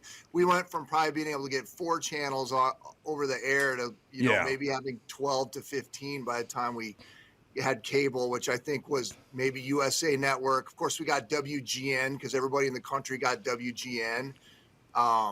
So yeah, I watched wrestling, loved wrestling growing up. But it's cool because here at Channel 5, they used to do the wrestling over in our Twin Cities live studio where you were at a couple months ago when you were over there, Tom. Yep. So the wrestling a lot of it was done right there in that studio, which is crazy because it's not a big studio. Rudy, you're going to have to listen to that whole song because you're going to love it even more because then he starts doing a narration in the middle of it. No. Really? First you make a fist, then you put it on your waist. I love that song Rudy, so much. I can't even I've never seen Rudy look up something so hard. He's very excited about the Crusher. So into this. It's phenomenal. He's like, yeah, I'll go ahead and... I used to hang around with those guys all the time, Greg Gagne's still a really good friend of mine, just a great guy. Yeah. But all those guys, man. But a lot of them are no longer with us, unfortunately. Like Hawk and Animal are both dead. That's sad. You got to stay off those steroids, kids. I'm just telling you. It's I think wrestling's gotten a lot of crap over the years for being fake or whatever. I mean, listen, you can have that argument anytime, but anybody who knows anything about it, it was still a very physical thing. Oh, yeah. And yeah, I'm guessing there's some other activities going on there too that perhaps may have cut some of these guys' lives short. Short, unfortunately. This might be the narration that you're talking about, Tom. Okay. Okay, and take your fist, then put it on your waist. And if you don't, it'll be a disgrace. Oh, who wrote these lyrics? Because you squeeze your partner's head, just blue in the face. When in doubt, he just goes. You make a fist and you put it on your waist, and don't be a disgrace. Okay. Well, I already failed. So I love that song. Always have. That song's probably 50 years old, isn't it? Wow. Yeah, it's got to be. I mean, Gotta be. Because they might even be a little bit older than that. Because some of these they're showing, some of these pictures that they're showing along with this video are from wrestlers that were probably back in like the late 50s. Really? Do you think he went into the studio and had the lyrics down, or they're like, just show up and we'll figure it out? Well, good question. Yeah. That's a good question. We just make it up. Yeah, it feels a little bit. Yeah.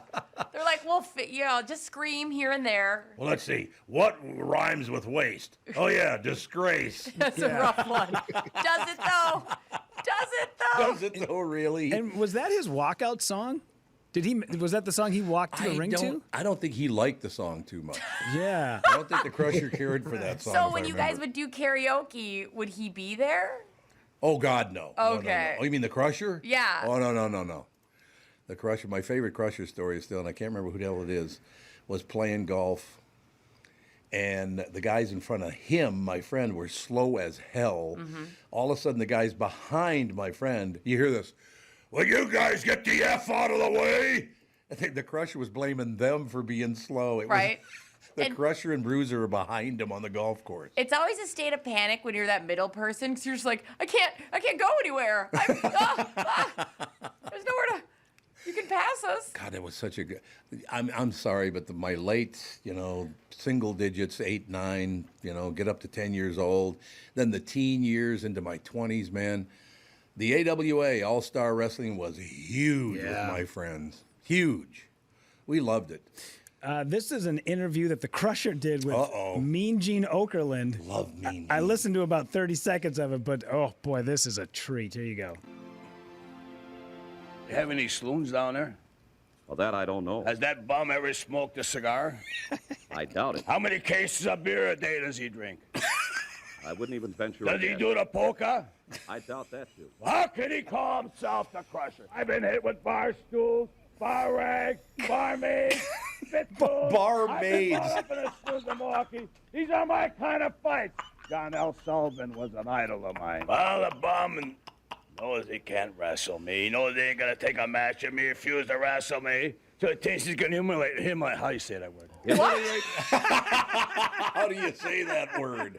I love.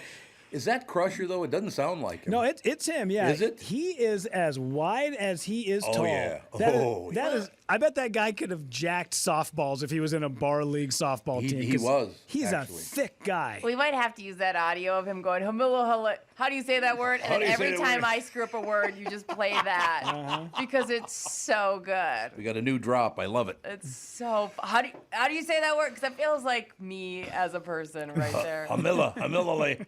How do you say that word? But yeah, when I was a little kid and a teenager, I used to rock around talking like that, and my mother would, "Did you stop that?" My mother hated it when I talked like that. Obviously. She How did. annoying. Well, her voice was still deeper than mine I when I know. did that voice. So what does that tell you? Mom, I want some orange juice with these eggs. Going out with my friends tonight, Ma. What do you think? I got hit with a barmaid last night. Barmaid. He hit me with a barmaid. What? Where do you come up with that? It's so good. Oh, it was wonderful. Vern Gagne, tip of the cap to Vern. Greg, I know you're probably listening. Greg Gagne listens all the time, so tip of the cap to your father, Vern. All-Star Wrestling, man. What a great way to go through your teen years. Don't you think? Yeah, and to see the evolution of it. Oh, you know, yeah, I mean, yeah. just like, when they had the women's wrestling back in the day with the Fabulous Moolah and Wendy Richter, and to see where it's gone now, where these women are on top rope, triple somersaults off the top, and it seems like it's a much safer environment than what it used to be. Even though they're going much bigger and higher than they ever have. Because, boy, back in the day, man, those guys were like limping at age 36, and that limp did not go away. Yeah. It also seems like they're cross-training quite a bit more. Yeah. Like it's not just cross-training? Well, you eat your pretzels and your beer at the same time. Cross-train, but eat beer and pretzels together. Because it feels like it's like almost gymnastics meets CrossFit meets, all this stuff where you see wrestlers now. But back in the day, it felt like it was just about being huge and then pushing your body to crazy limits. God, I was trying to think of who the very straight guy was. He was the world heavyweight champion for a long time. Very straight. God, what was his name again? I loved him. This would have been about the mid 80s. Take your vitamins. That was say your prayers. Obviously, the Hulkster. Yeah, the Hulkster. It wasn't a Hulkster. It was Hulkster, a local guy. Who the hell was it? But the first time I ever met him, he gave, because these guys are big, by the way. That's not fake. These guys are big. And I sat down with him and I said, so how did you develop your act? And he goes, what do you mean act? Yeah. I don't have an act. Yeah. What are you trying to say? I'm like, oh, God. Yeah. Boy, look at the time. I got to head to the house. Yeah, we're going to get going. Before cell phones, you're just like, oh. That's the one thing I do appreciate about pro wrestlers is they will not break character. Oh, no. No. If that is who they are when they're out in the crowd and they're talking to people, if they're out just like getting a drink or taking a walk through a grocery store, if somebody were to walk up to Dwayne "The Rock" Johnson and he's just picking out avocados, he would drop the, can you smell what the Rock is cooking tonight? He would definitely play it up, and I love that. I understand. I never missed it every Saturday night at the St. Paul Auditorium. And Chris, I don't know if you ever heard when Catherine was in college, she covered professional wrestling just as, an evaluation of why these people love to go. Did I ever tell you the story? No. So she's there, and she's sitting behind this man and woman, and it starts, and one of the wrestlers comes out and socks the other guy right in the face. And the woman turns to the man in front of Catherine and says, that reminds me of the first time you hit me. Oh, God. A little more depressing, please. Can we dial her back on the violence at the house? She actually said that to her husband. It's like, okay, that's great. So we all express love in different ways, Tom. Yes, I forgot. I forgot. Yeah. For anybody who wants to go out and now that it's on the mind, if anybody wants to go out and see some pro wrestling, July 2nd, Taste of Minnesota will have a wrestling exhibition, and then at the Uptown VFW, July 16th, First Wrestling Live. We'll be back. Nice. Yeah. I got to tell you one thing before we move on, because I've mentioned this before, but it wasn't Einstein. I came up with E = MC squared. He stole it from me. I love those stories. The bullshit stories are the best of all time. How do they not lose their voice constantly? I don't know, because they were always yelling. Yeah. Loved it. I feel like you just can't maintain that for very long. But I can, because I got a raspy voice anyway, so it doesn't matter. That's true. Maybe that's how my voice got raspy, though. Maybe doing that all the time when I was a little boy. Yeah, it was the Crusher karaoke that got you where you are today. The Crusher karaoke. Just doing the Nova song. Do the hammer lock. Anyway, what's up in your world, CE? Well, obviously, Brittany's recovering from her big Taylor Swift weekend, as is apparently every single person in Minnesota went to the concerts those 2 days, judging from my Facebook feed. Yeah. And the city leaders are celebrating the success of having people downtown again. They're good. Celebrating that Taylor Swift stopped in their city. But listen, I think if you're a business owner down there, you're like, great, let's have more of this. And the city's been trying to convince people for the last couple of years that it's cool to go downtown again. Everything's fine. I mean, this probably helps, right? A little bit. Yeah, it's definitely brought people downtown that would not normally be there. Especially we were running around at 11:30. The concert ended, and people were finding their way homes in different ways. So. Yeah, I think we'll call it a win. I don't really know if they can celebrate getting the people down there, but. That's very nice, though. That is nice to hear. Yeah, it was funny to see such little kids out with their moms, walking at 11:30 at night in Minneapolis. Right. So. And the Strib reported this morning that U.S. Bank Stadium is paid off. Did you guys see that? Yep. Yesterday it was paid off, wasn't it? Was it officially yesterday? Or maybe it is this morning. I think it's officially Monday, they said. Today, yeah. Got it. But remember we talked about the pull tab thing. There's still some kind of, because they changed. So a lot of that stadium was paid for by those pull tabs, which, I think a lot of people had a hard time believing was actually a thing when they were pitching the stadium. And people are like, they're going to pay that off with pull tabs? Yeah, right. I mean, first of all, it's not completely paid off if you read the fine print, but they did make a bunch of changes to pull tabs that we talked about a couple months ago. because the casinos were putting up a stink. So they redid the entire mix of how the money's going here and there with the pull tabs to try to make up for it. But it kind of makes me wonder if they were willing to let that change go through on the pull tabs, knowing that the stadium was going to be paid off. Yeah. At this time, because because then that's one piece of the funding formula. But I was just reading an article in the paper about the pull tabs. Like a lot of those small bar owners are going to lose quite a bit of money when the change goes into effect. So why are they changing it? Why don't you just leave it alone if it works? I know it's Mystic for sure, but I think some of the casinos are, because the pull tabs have become, in their opinion, like competition. Like they play like a real slot machine. The interface, because they can bet a lot at one time, I think, and so that sounds to be what the deal was. But I don't know. It's kind of thought it was interesting. It all kind of came together with that today. But I told you I played pull tabs once in my life because I came in, I looked at the board. It said the big prize was still in the basket, so I bought the entire basket, and it was a lie. It wasn't in there. Really? Yep. The only time I ever played them. The old school pull tabs. Man, I got a friend who's so good at them, but if I go by myself, I never win, ever, ever. Yeah, you and most people. That's probably God's way of telling me to not go by myself to a bar and play pull tabs. Oh, I know someone really, really well that cannot play pull tabs because he will not stop. Really? Once he starts, he just won't stop doing it, man. He can't do it anymore, literally. Oh, that's good of him to realize that, though. I think his wife realized it for him. That's what I'm thinking. Yeah, we have that effect. You do indeed. Well, whatever avenue it was for him to it all worked out. Point. Lunds and Byerly's grocery store workers are talking about striking. That was another thing that was in the news this morning. I love those places. Don't do that to Uncle Tommy. I don't know if you guys go to Lunds and Byerly's or where you go, but that's something that's on the radar screen. And the water skiing squirrel was at the Mall of America this weekend. Really? Yeah. Yep. My friend Holly went and saw it, and she was impressed. How many Twiggies do you think there have been, Tom? You mean like the model? Well, Twiggy's the name of the water skiing squirrel. Which there have to be what? I think there's 11. I think I saw something like that.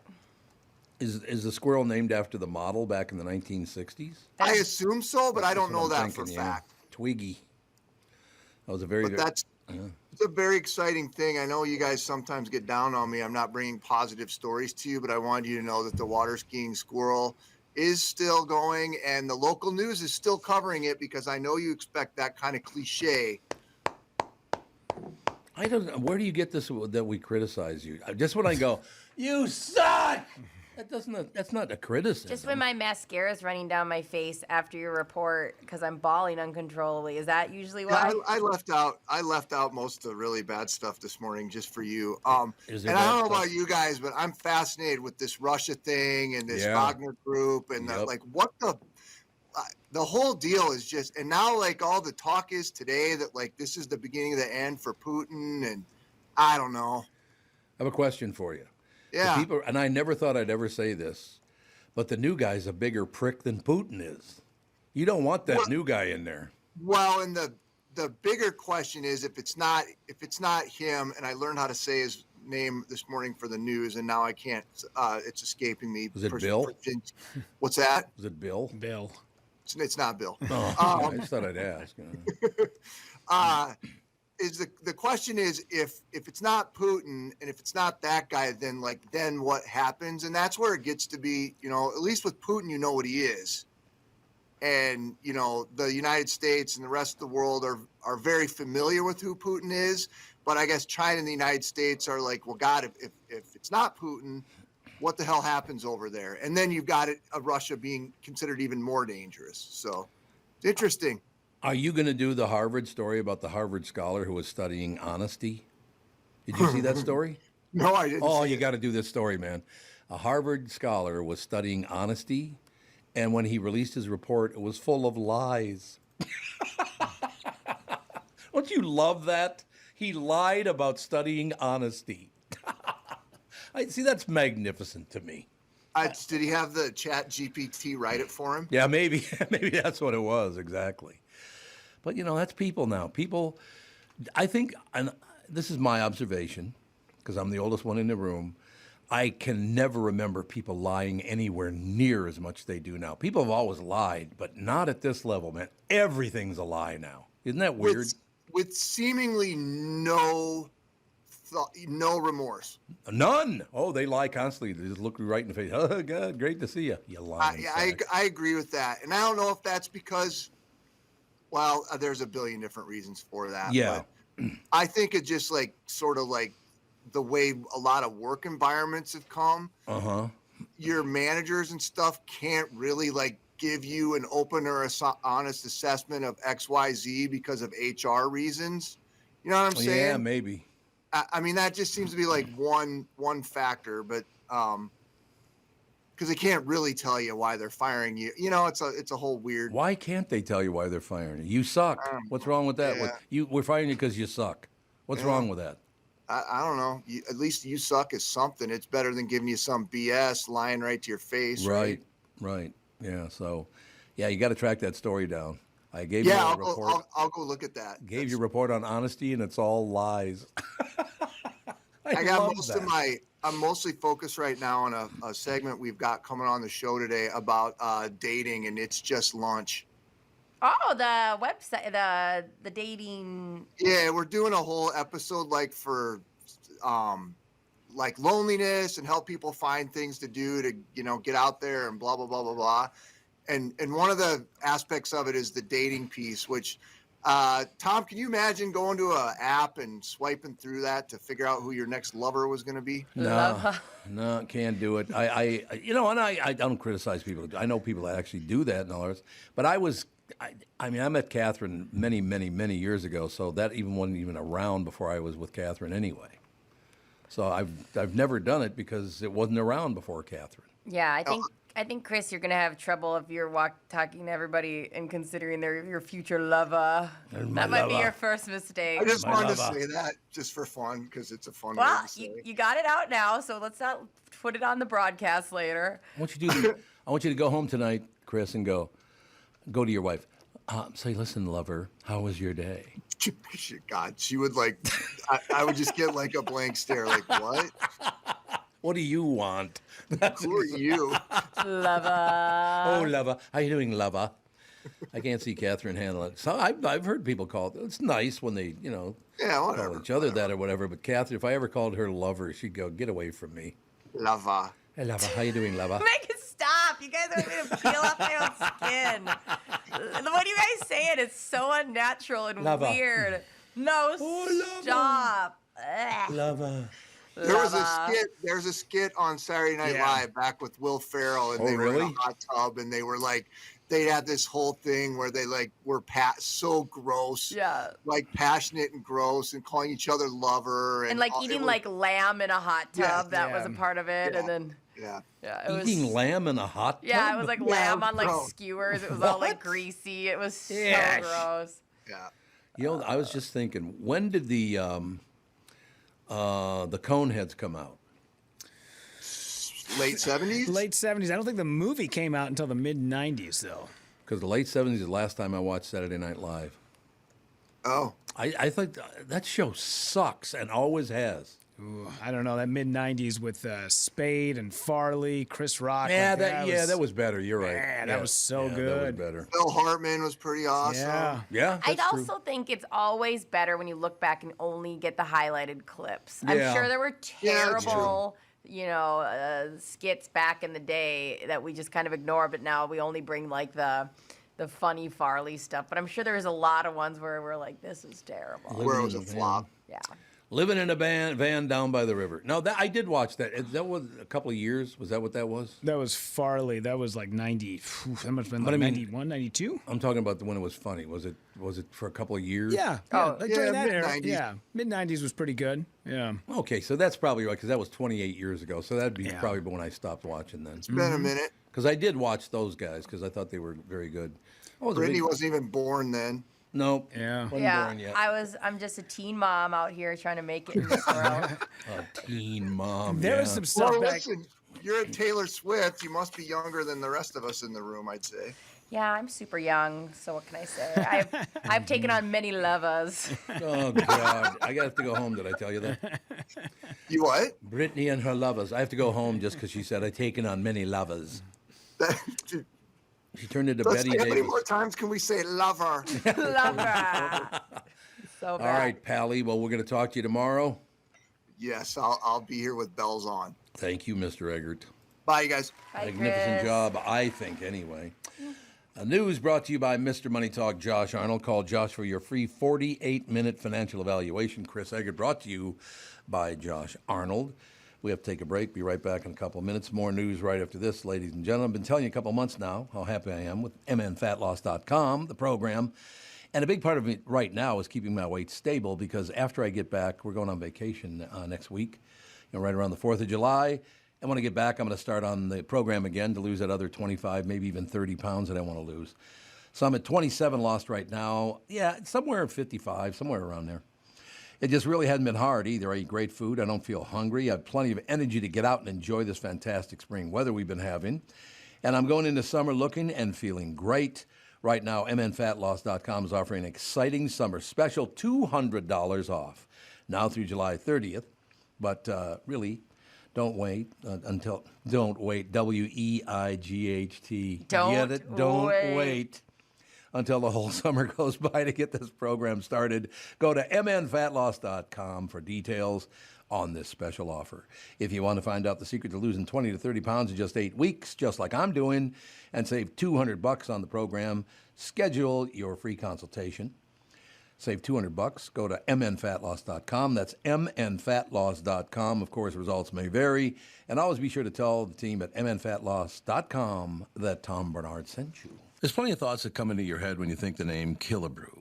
Of course, there's the Minnesota baseball legend, Harmon, who was responsible for many a favorite memory at the old Met Stadium in Bloomington, and many a baseball that ended up in the stands and in the gloves of adoring fans from his home runs. There's Killebrew Drive, the legendary road that connects Highway 77 to the Mall of America, and a day of shopping you'll never forget. My current thoughts for the name Killebrew is fun floats in our kitchen with my kids and grandkids, a cool, refreshing break in between innings at Target or CHS Field. Or maybe a perfect sunset paired with a sweet, frothy beverage after fishing or on your favorite walleye lake. Killebrew root beer and cream soda. Grab a 6-pack at a grocery or convenience store near you. I'm Tom Barnard. This spring and summer, enjoy the one Killebrew root beer and cream soda. Gluten and caffeine-free with a generous portion of delicious thrown in. Killebrew, where memories are created and legends are made. Guys, I want to let you know about acoustic wave therapy protocol provided by my new sponsor, Twin Cities Premier Health. It's a non-invasive, non-surgical, highly effective, science-based procedure that creates an increase in blood flow and helps create new blood vessels by treating the root cause of most erectile dysfunction. Unlike using a pill to create a pharmaceutically induced erection, they treat the root cause of the problem. Age-related erectile dysfunction is most commonly caused by a buildup of plaque in the arteries that supply blood to the erectile tissue. Reach out to Twin Cities Premier Health like I did, and right now receive this special offer, a free treatment and a free consultation when you book today. That is valued at $800.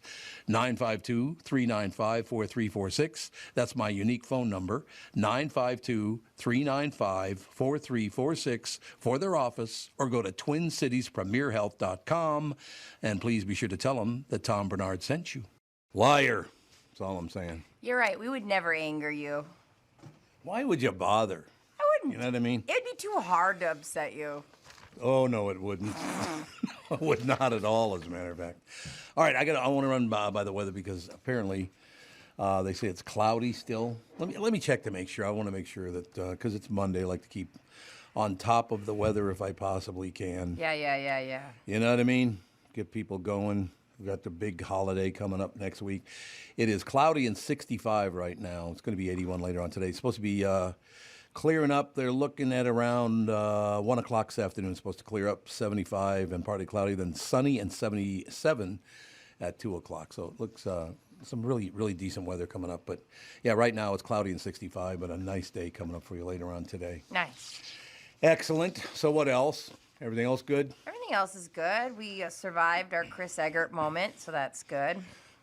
I love working with Chris Egert. Always have. Yeah, I love him. Why is it? Why do I like working with him? Explain it to me. He's just a good guy, and he's just such a, he's like a Debbie Downer, but also just makes fun of himself, and he's just hilarious. You think he's a Debbie Downer? Absolutely. He has these moments where he's like, yeah, we're like, oh, let's all enjoy summer, remember? And he was like, yeah, but good luck with the mosquitoes this year. We're like, okay, Yeah, come there you on. go. Well, he is, yes. Okay, I'm going to read something, and you can't burst into tears. Okay, You I have to promise. me. I okay? promise. You know the 19-year-old boy that got killed on the sub?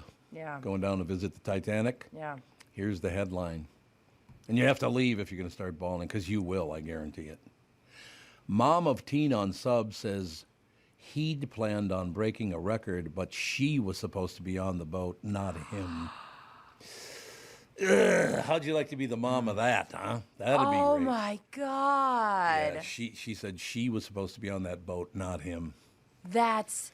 Or How you is wouldn't she call gonna- it a boat. A sub's not a boat, They is call it? it a submergible. It was Submergible, like, there you something go. weird like that. Oh, my God, how terrible is You that? get to carry that around with you forever. I mean, she didn't, obviously it's not her fault, whatever. Yeah, but it's hard to reconcile with all It is. that. Oh, my God. And there's, of course, a really cute picture of the kid that they... Nope. Here, look at this We're not- picture. no, I'm Come not looking at on. any of that. Take a sir. gander. Sir, I am not. Well, I don't blame you. I just saw that headline, and it's like, oh, God. I'm having a really tough time with this whole story because for whatever reason, I don't like it when anybody makes fun of anybody for dying in any situation yeah. ever. Yes. But for some reason, people think that it is completely okay to make memes and jokes about people dying tragically just because these people were rich. That's right. I know. That's exactly right. Yeah. We talked about this a little on Friday, and I feel the exact same way, Rudy. I'm such, I'm not good at this kind of stuff. I'm not good at compartmentalizing with like the difference between, because when I start thinking about the jokes, especially this just happened. Yeah. And these deaths that they're saying now, hopefully, that they died so quickly. But first we were talking about how they slowly were intoxicated with like CO2, and I just like found myself wanting to cry all the time about it. But I'm the same way. I don't know. Maybe in like 5 years you can write a funny set about it. But like right now, just give it like a second. But I don't understand something. They knew about it 5 days before they released the truth. Why did they do that? I don't. They knew it blew up 5 days earlier. I have no Imploded, idea. I guess, is what it did, I guess. I don't know. Maybe there was speculation with each side. Maybe like some people felt they knew it, but you know how news is. I don't know. I hope you're right about that. I hope so too. Nothing I would ever even think, oh, good, let's go down and look at the Titanic. No, that's all right. I saw the movie. Okay, Good. here's the question. I can't remember if I asked you this or AJ this. If it was free and somebody was like, you can go do this, would you have done it? I don't know. You're so adventurous. No, I am, but it'd be different. I didn't realize that there was no window to this thing. Yeah. It was just a Right. screen. I'm like, Right. well, I don't know. I can just watch this on the Discovery Channel because they've done so many deep dives, no Yeah. pun intended, on the Titanic that I don't need to be under the ocean to see it on a TV screen. Yeah. Yeah, that's exactly right. Yeah. I think in the same vein, I would do things that this adventurous, but I think my claustrophobia would prevent me from getting in that sub with Yeah. 4 other people. If somebody said, we're just going to take this thing, out to Lake Mille Lacs and we'll be 12 feet under the water and you can see some walleye, I'd be like, all right, I'm down. Yeah. But thousands of feet to the ocean floor to go see a sunken ship, I don't know if I'd go that far. I think I would if I wasn't the whole small space, because I just think I would say yes to things. I don't know. Like I'm the type that would, I don't know. I don't want to think it through. And I'm sure you're told a million times, even though you sign all the waivers, they're like, yeah, it's safe. You know, you trust people. I don't know. Oh, no, you don't. I got to hang out with you more, which I've never thought I was going to say that. I would never, ever think of going down in a submarine with some guy that just thinks he's a sub commander. No, thank you. I'm good. I made this hat myself. Sub-commander. Sub-commander, baby. Plus the fact I've seen video, just like Rudy just said. I've seen video Yeah. of it. I don't need to see it. Because like you said, you couldn't look out the window and see it anyway. No, there's no window with that what's kind of the pressure. difference? Yeah, you're right. So I just watch it on video and you be under the water and good for you. I know. Put it on your VR set and it'd be more interactive. Very, very sad story. It's but so sad. we do have to get in the world, not just in America either. It's in the world. We have to do something about money. the love of money, and people will do anything for money, and that is a fact. And then if you have more than I do, I hate you. Like, what? You know, money is destroying our planet, and we got to do something about that because it's just the money grubbing is at an all-time high. Again, whether you're lying to get it, whether you hate someone because they got more than you do, I got some bad news for you. Let's get everybody you know and I know and Rudy knows together. All of us together have about 0.0001% of the money that Elon Musk has, so give it up. Yeah. You ain't ever going to have that much money, so what are you upset about? Shut up and calm down. Yeah, I think you're right. But they don't. It's like Rudy said. Oh, let's make fun of this 19-year-old boy who died because his father and mother were rich. I don't get it. Yeah.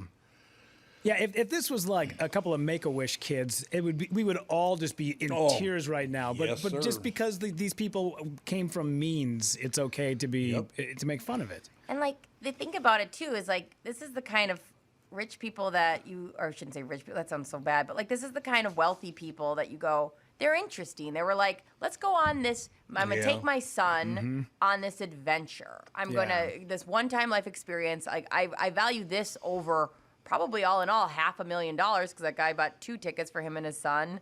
Like, I don't know why that person is interesting to me. That person is real to me. I don't know. I'm a buzzkill, though. I feel like every time that somebody would come up, people would be like, yeah, isn't it? I'd be like, I gotta go. I don't know why. I feel very You're a sad. buzzkill anyway. You don't have to have a certain situation. You're always a buzzkill. Thank you. It's not a problem. We'll work it out. Consistent. Yeah, I don't know. And this thing's going on now. Again, and it's all based on money. Elon Musk he's gonna fight Wahlberger or whatever the hell's his name. What's his name? What's his name? Zuckerberg. Zuckerberg. There you go. I knew it was something like that. Zuckerberg. Why doesn't he have Zuckerberger? Yeah, listen, that's coming down the pike. It probably is. Oh, yeah, for sure. Now that you put it out into the ethos. We need to get that website right now. We should. Yeah, you're right. We should buy it. Yeah, look, when you're that wealthy, you got nothing to do, blah, blah, blah. Right? Yeah. We are, I think we're corrected by John and Howard had messaged in saying that there was one small porthole window. But Oh, I did not know that. I haven't kept up with that story. It's too sad for me. I don't even want to search it. I'm deleting it. Yeah. Okay, So- thank you, listeners. You're the best. Oh, you're talking about maybe like a little peephole at a door kind of size? Yeah, maybe it was like a. How big? It couldn't have been very big, No, I otherwise know. it'd collapse. Yeah, I think you're right, and it can't be that clear either down No. there. But yeah, I don't know. I'm with you. I wouldn't walk across the street to go see a sub if it was on the corner. Who cares? I'd cross Good the for street to you. eat a sub. Oh yeah, that's a different situation right there. Although they're all going away now, aren't they? Subs. The restaurants. Yeah, Subways aren't. They closed a lot of those Subways, man. I don't know, but you can't beat a good sandwich. I don't know if Subway's I always agree. the one that has that, No, but I you agree. cannot beat a good sandwich. Do you have a favorite sandwich? Oh God, no. But like a classic turkey will always reign near and dear to my heart. It'll rain, baby. Oh, how about you? What's your favorite? Mine's very ghettoized. Well, what is that? My favorite sandwich is peanut butter and jelly. Okay, that is not a sub. No, I didn't say it was a sub. You said sandwich. That's your favorite sandwich. Yep, I love peanut butter and jelly sandwich. It's got to be grape jelly too. Oh God, don't get Rudy started on grape jelly. Oh, you don't like grape jelly? It's Why don't you buy some decent grape jelly for Christ's sake? There is no decent grape jelly. It That doesn't Welch exist. stuff that you buy. Don't look at me. Oh no. Oh, Don't look at me with- I've had breakups because people would not switch up to some strawberry jam. There's no way. Yeah. Why don't you like grape jelly? It seems gelatinous and gross, and Some of it is. Yeah, it just Yeah, reminds some of it me is. of Wonder Bread with not even good peanut butter, just like that old generic kind of Skippy, and just it's You'll all. love it. My husband Yeah. loves that stuff. I do too. If you Love were it. home alone, like when Catherine goes out of town, Yeah. do you just eat peanut butter and jelly? That's what happened yesterday. That's disgusting, and that's what true Justin story. does too. Like The true stuff. Disgusting. Why is it disgusting? I will make so much food just grab and go. My big thing is I put a bunch of stuff on the grill and I have it on the fridge just to grab it and eat it because I just know whatever is accessible, I'll eat. Sure. Yeah. And Justin will see that I've grilled a bunch of stuff. I've made a bunch of veggies. I have all this stuff sitting there, and he will go, meh, and he'll make a peanut butter and jelly sandwich. You damn right. It makes me so mad at him. What flavor jelly? Oh, well, he's actually really into honey right now. Peanut butter and honey is his big thing. That'd be good. Yeah. Okay, Otherwise, what kind of peanut butter? Oh, he likes like Jif or Skippy, whatever we get at Costco. Chunky. Oh, he likes creamy. Oh, I love chunky. So do I. Chunky guy. You guys, it's definitely crunchy, not chunky. Yeah, crunchy is a better way. But they call it chunky. No, they shouldn't. They shouldn't, because it is. You're right. It is not chunky. But it's very little kiddish. I love hearing you say chunky. Chunky. I like Mom, I Chunky want, monkey. Mom, What was Chunky Monkey? Was that an ice cream? Yeah, that's ice cream. Yeah, Oh, it is. Okay. And it's delicious. Yeah, there's chocolate and banana, right? I think it's like chocolate banana, and I think there's like something else in there. Let's see, the strawberry jelly's good. Grape jelly's good. Oh, strawberry rhubarb. Yeah. I don't know if I've ever had that. Oh, Heck yeah. Yeah, Good, you put a little strawberry rhubarb with just a little bit of spice to it, just like a little bit of heat. Yeah. Really? Oh, it's yeah, where that it's sounds at. delicious. Yeah, yesterday at Santa Rosa, we stopped by this food truck, and I had the best shrimp grilled cheese sandwich I've ever had in my life. Shrimp grilled cheese. It was delicious. Like the shrimp was like, it was in butter, and then they put like a little bit of like some, I don't know if you want to say it's like cayenne pepper on it, so it got a little bit of hot, and then grilled cheese with shrimp on the inside. I'm sure. I don't know why you act like that is the normal thing because it sounds insane. I'm sure it was 1,700 calories, and I enjoyed every last morsel. I would eat 4 of those right now if you put them out. That's that sounds so good. Yeah. With shrimp and cheese, I that's a right? good combo. Oh, yeah, it was delicious. But don't they make pasta that has like cheese and shrimp in it? So it's got to be a good probably. combo. Yeah, I suppose, I would destroy that. Yeah. That sounds delicious. We're getting any votes on sandwiches coming in? Eric got mad at me. He wrote, Britt, you can put peanut butter and jelly in a sub. Don't knock it, sweetheart. He called you a sweetheart, so that's good. I'm going to be honest. Like, bread and anything I will eat. Sure. Like, I'm not. Yeah. But I can't do, like, the cheap peanut butter anymore. I got to do the You got to do the good peanut butter. Stir. And my husband can't do so we have 2 different peanut butters going in all the time. Yep. But yeah. We still do a lot of Skippy. We like the Skippy, chunky. Justin loves crunchy, not chunky. I think they do call the Skippy. I think they call it Super Chunk. Soup, do they? I think they do call I think it that's Super the name Chunk, of it. Yeah, I know. It feels a little weird to say it, but I think it's Super Chunk is what they call it. I trust you guys. You're I don't right. know why. Now I want to go home and have a peanut butter and a banana sandwich. Gonna get me through the night. Old Elvis's peanut butter and banana sandwiches. Yeah. That's probably good, though. Oh, they're delicious. You ever had one? No, I never have. Oh, Sounds good. Yeah, so good. Yeah, peanut butter on a banana itself is great, but then you add some like good bread in there and you toast it and then let the peanut butter melt just a little bit inside the toasted bread. Yeah. I would do that all the time. I just cut a banana right down the middle and stuff peanut butter in and then eat it on the way into the morning show. We got to track down that bit of Elvis calling Mr. Pizza Man. I love that bit. We didn't make it, or did... No, we got it from outside. Mr. Pizza Man. Mr. Pizza Man. I need a large pot. Don't make it 2 large pots. Don't make it 6. Make it 6. Hey, bring me 6 pizzas. The Mr. Pizza Man was a great bit back in the day. Elvis calling into the pizza place. And then he died, of course. But other than that, things are going smoothly. So Skippy, they call it extra crunchy Skippy, Super Chunk. Super Chunk. That's the one I'm talking about. Yeah, there's your chunky. So it is the chunky. So you got crispy and chunky and what's the other Crunchy. one? And Crunchy. There you go. Creamy is like the norm, like what people... That's not normal. Most people like 'cause creamy. I like it. It's normal. No, I like crunchy. Oh, you do? Oh Okay. yeah, like I like to feel like I'm eating an actual peanut. I Like I agree. love that. But I would say most people like creamy. You know, or maybe he's I'm gonna hanging out edit with that. kids a lot. He's going to edit that, so it's not going to sound like you said, I like to eat peanuts. Well, That T might disappear all of a I sudden. would prefer that over some of the ones he has, to be That's honest. true. What are you Because the talking other about? ones I feel like I could completely be canceled by. But the fact that I will eat a penis is totally different. That's hang on. I gotta Well, now mark you don't that even real have quick. to edit it. Yeah. What are you talking about? Power to the bees! I'm not mad at that one. That one I still feel strongly about. Power to the peen, ladies and gentlemen. That's all you need to know. So what else is going on in the world? Anything good? Well, I have some articles in the Tom's News Stories I'd love for us to look at. All right, I'll look at them right now, sister. I want to know how you feel about cursive writing. Did you ever have to learn cursive? I was a terrible cursive writer. So was Terrible. I. My signature is terrible. So there's this thing coming out of Toronto that's claiming that they are bringing cursive writing back. So when I went through school, it was probably the tail end of them including cursive in the curriculum. Yeah. And then they completely took it out. So if you talk to most Gen Zs, they didn't have to learn. Did Kinley have to learn cursive at all? No. Because it was completely useless. She does know it. She taught herself it, though. Of course she did. She wanted to know. Kinley, calm down, okay? Quit trying to make us look bad.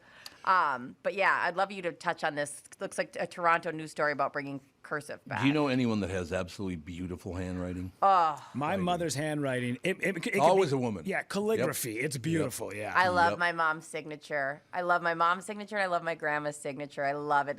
My mom is Beverly, and she's this most beautiful bee, and I cannot replicate it. Yeah, but your ex looks good. My ex. Sign here.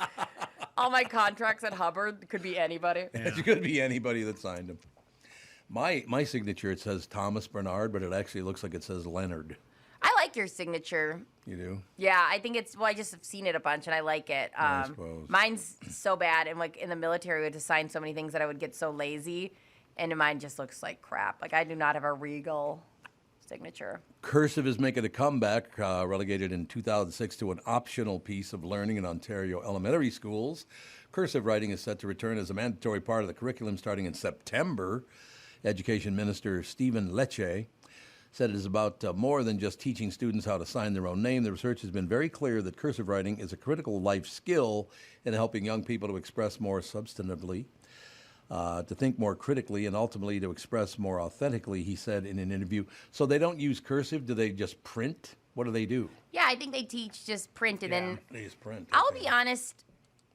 I mean, I'm not mad at the idea of them learning cursive. I do think it's just not that necessary. If you're like, I wouldn't mind them focusing on like, even, I don't know. If it expands your brain, okay. But like, there has to be a different skill set they could work on that would be more applied to today. That's why they stopped teaching it, so that they could teach kids more about computers and typing than actual cursive. That makes sense. So it ruined the universe. That's what you're saying. Oh, yeah. So we were just trying to say it ruined the universe. Absolutely. Yeah, absolutely. There's no question about it. What discovering that you can write, you know how like we have to write out like $3.40 on a check that you have to write that out? Yep. Discovering that I could actually just print that out instead of cursive changed my life. Yeah. Because the anxiety I had trying to remember like all the things and making it look like a normal person's writing. When I'm like, oh, wait, you can just actually print that out. That's not that big I of a never deal. did it in cursive ever. I thought you had to. Oh, did you really? Yeah, I thought it was like if you were writing like $300, it all had to be in cursive, and then the 00100 dash to finish that off. Like I thought that. I don't know why I legally thought that like had to be in cursive. I don't know. That's what we're trying to do, to create a very talented generation of young people who have mastered the fundamental skills like reading, writing, and math that are the foundations of any successful, productive life in the country.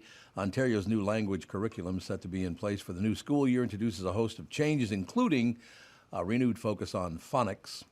Many of the curriculum additions can be traced back to a report last year from the Ontario Human Rights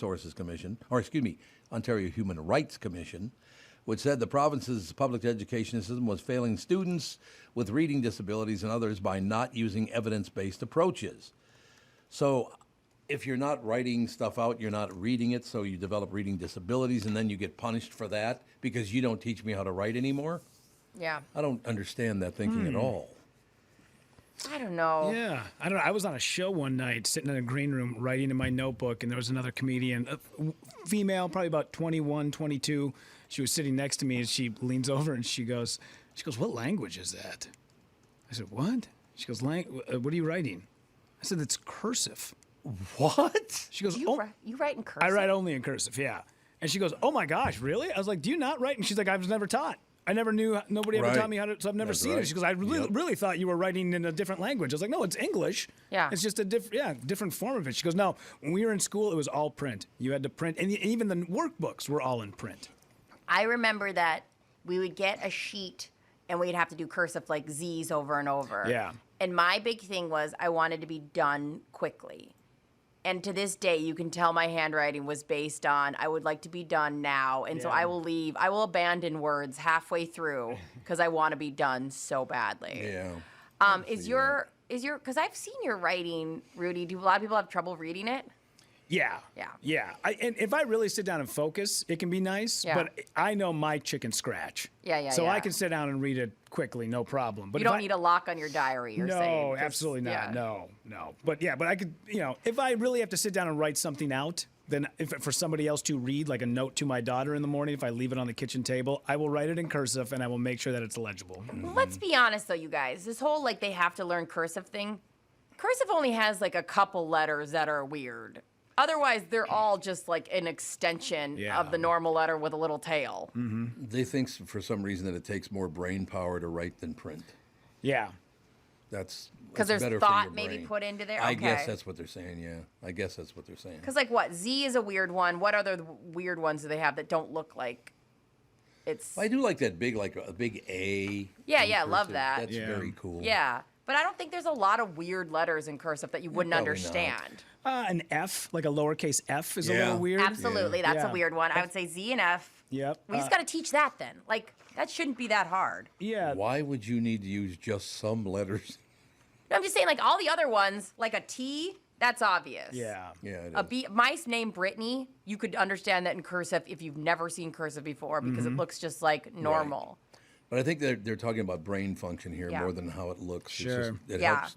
Translating, Yep. I get that. I'll try 5 times and then I just give up. I was agreeing with you. No, I understand. No, I don't use cursive myself. I will if you want me to, but I don't ever use it. But if I write somebody a message, well, now of course you just send people messages on your phone, so you don't write at all. Yeah. Mm-hmm. And maybe that's why it's making a big comeback because you don't even write at all usually. So if you're going to use your phone to send messages to people, I think it's a good idea to teach them cursive because it gets your brain functioning in other ways. That's a good thing. Sure. Yeah.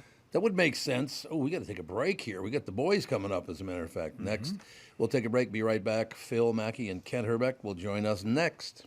This is the Tom Barnard Morning Show. Listen live on the Tom Barnard Show app or at tombarnardshow.com.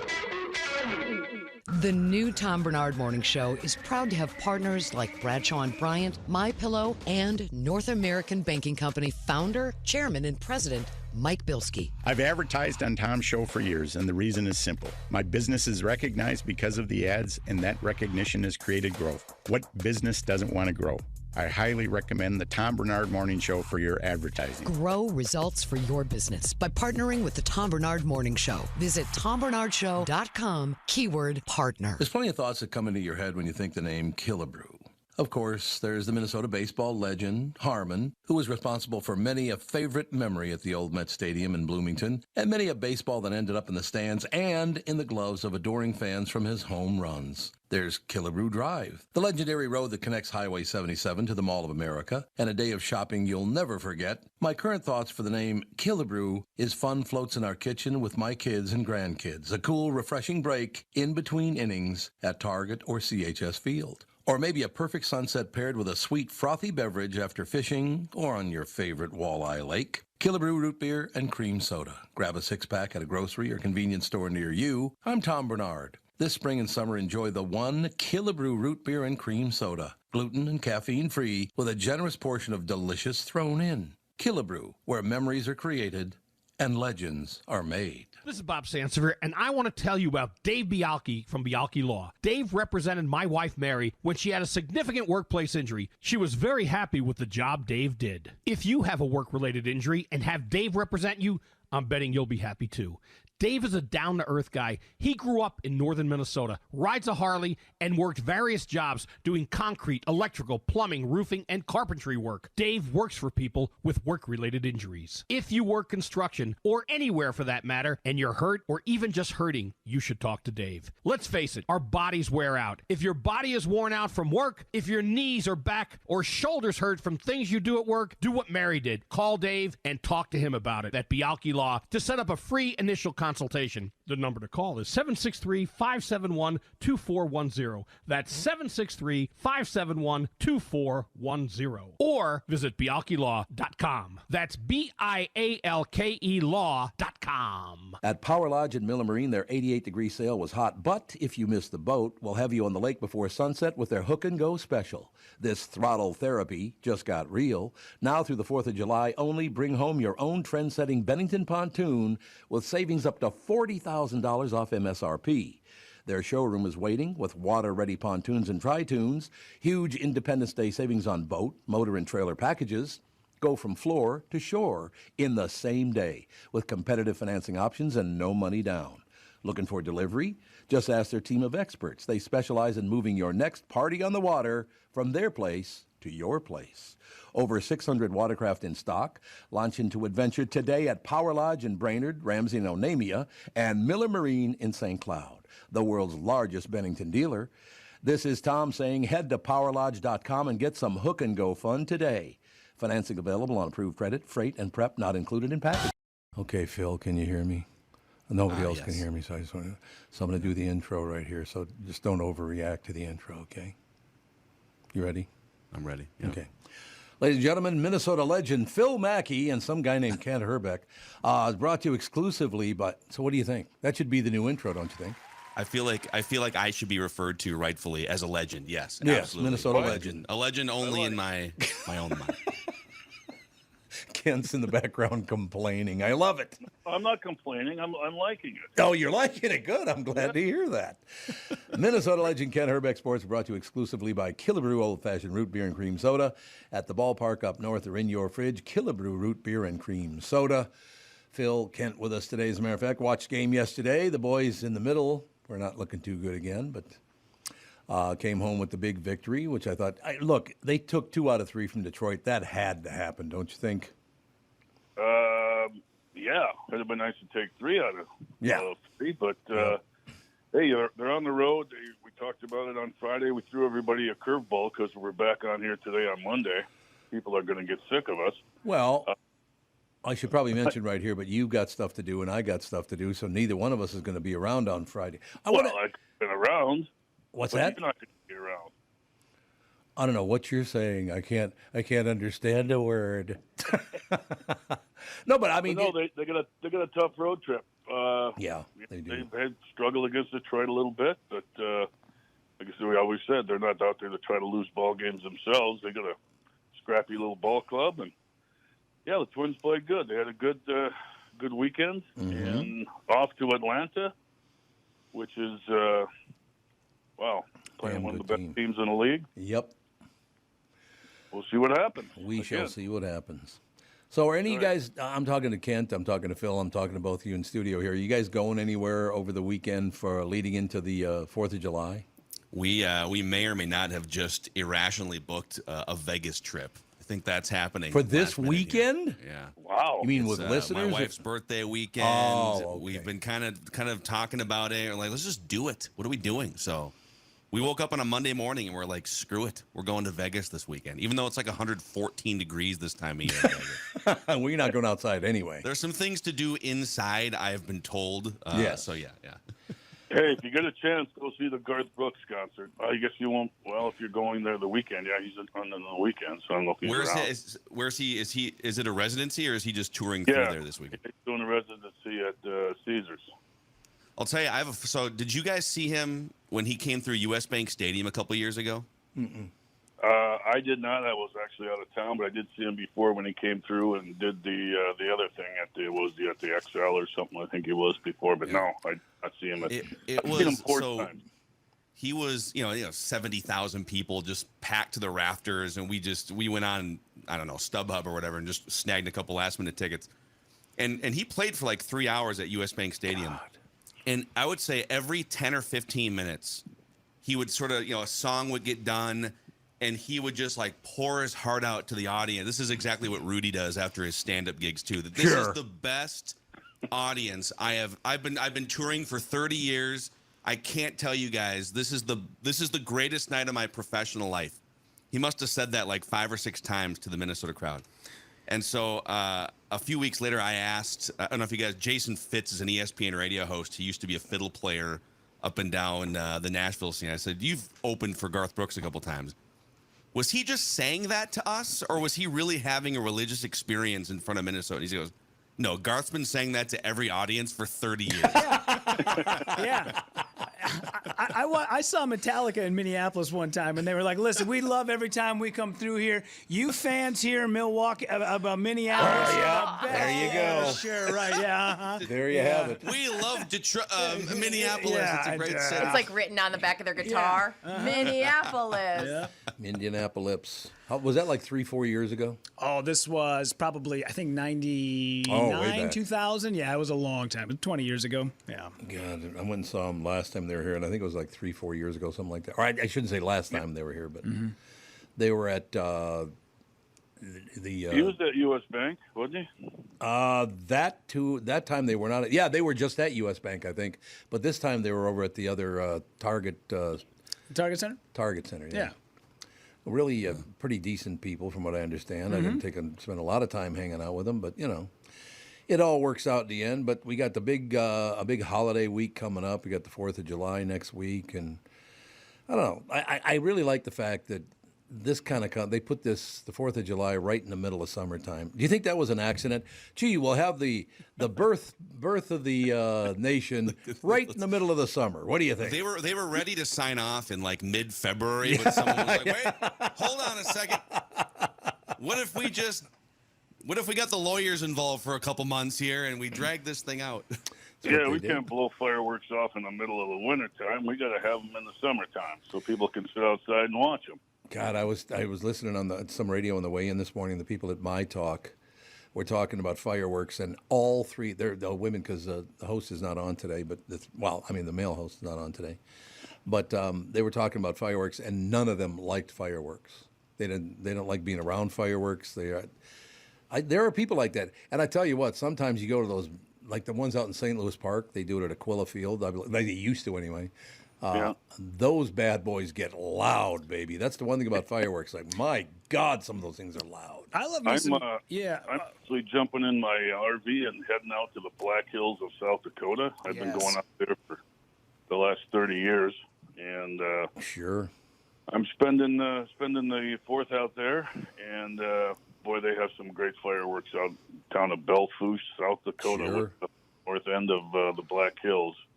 The whole town goes crazy with fireworks. You would not believe it. I mean, the town show almost puts on a better show than they have a rodeo in town that night. And the fireworks are awesome, but the whole town all night is just blowing fireworks off. Yeah. It's really cool. Yeah, I was going to say, Ken, I love fireworks on the evening of July 3rd until the evening of July 4th. Ken, you don't live too far from me. I don't know if you deal with this as well, or any of you guys, but 2 weeks ago, 11:30 at night. Yeah. Friggin' fireworks going off, and not just like some bottle rockets. Really? I mean, mortar shells are going off at 11:30. The dog's freaking out. I'm like, that's the only time I ever want to get up and just walk outside in the bathrobe and be like, "Shut the F up! Yeah. Knock it off!" This happened. We live over by the Guthrie, and a couple nights ago. No, it's probably a week ago now. Again, 2:00 in the morning, someone just went out on the Stone Arch Bridge and just started lighting a fireworks show on the Stone Arch Bridge. What are you doing? Why? What's happening right now? I mean, it's great. If you're gonna do it like at 9:45. 2 in the morning is a little aggressive. You wake up. Well, when the All-Star game, when the MLB All-Star game was at Target Field, this is like 9 years ago now, and they did warn everyone, in fairness, that hey, one of these nights there's going to be a fireworks show. It's probably going to happen at midnight. So if you live in the area, and I was living in a different Barnard Bridge too, wasn't it? Didn't they shoot them off there by the bridge? Yeah. Yeah. And I'm telling you guys, I was living in the old River Towers condos, the old I think it's the original condo complex in Minneapolis. I was about halfway up on the 15th floor. I was in a dead slumber, and these fireworks start going off. And for the first and I've never served Brittany, but for the first 15 seconds, I thought, "Oh my God, terrorists! What End is of happening?" days, pray, hug your loved ones, kind of feeling. Indeed. Yeah. Surprise! They have fireworks at the Aquatennial that will blow your mind. Like, I'm not a firework person if they're just kind of whatever, random blowing off, whatever. But these Aquatennial ones, if you guys get a chance to go to them, they set it to music. And it's insane. It's like a full show. Like, at some point, you're just clapping and you don't even know who you're clapping at specifically. You're just like... Just high-fiving people. Yeah, like Katy Perry songs playing to this, and you're just like, I love America.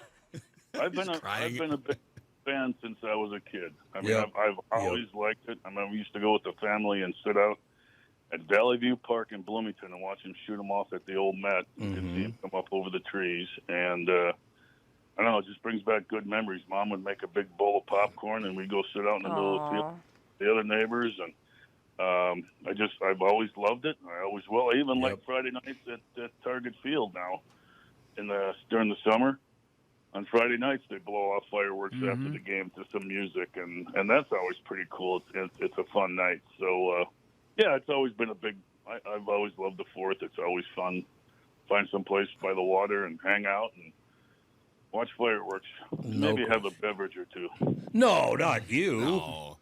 That's really hard to believe. You know, actually, I just got two. One thing that makes me kind of sad, and the other one makes me kind of happy. You're talking about going to the Black Hills for the 4th. My son Andy has told me, Dad, the day you retire, I'll probably move to the Black Hills. He just kidding. He eventually wants to live in the Black Hills. I think Andy's a very private person.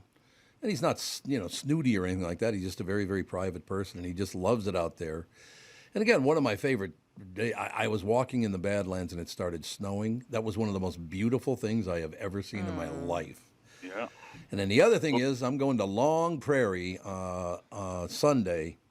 Long Prairie is where I was born. Now, you have to remember, there are two guys whose mothers were born in Browerville, Minnesota. Long Prairie and Browerville are right next to one another. Two guys' mothers were born in Browerville, Minnesota. Who was that? It was your mom. My mom was one of them. And another TB was the other one. Tom Brady. Tom Brady's mother was born there, too. Yes. Exactly. That's exactly right. Oh, jeez. Pretty good. Like, at least one guy left with talent, so that's good. Yeah, and then Two Tom legends. Brady is walking around like an idiot. Yes, that's what I meant, exactly. But no, when I go up to Long Prairie, I remember, isn't that great when you go to those places, like maybe you went to visit your grandma, your grandpa, whatever it was, and you go back after all those years and you look around and go, God, I remember walking around here when I was 4 or 5 years old. That's man. so sweet. I actually really... Wonderful. Ken, I love the memory that you have of having your mom make popcorn and watching fireworks. I'm like, Great that's idea. just so warm and fuzzy. Yep. Yeah. We don't make popcorn anymore like she used to get it on the stove and Nope. bake it and all that kind of stuff, You open the bag now. Yep, fire it in the microwave. That's burn what you it do. all up. Oh, I should ask you guys, by the way, since it's Monday and I forgot to... Is that a dog I or was a going cat to say, behind we you? got a little dog, a tiny dog. That's Maya Mackey back here. Hold on a second. Phil, Maya. if you would have guessed, if I would have had to guess what kind of dog Phil had. Oh, puppy. Oh my God, that's a cute Puppy. dog. Who's a good girl? Hi, Maya. Hi to babies. This is our little Chihuahua Terrier mix here. She's 90% sweetheart, 10% monster. Yep. So like this show.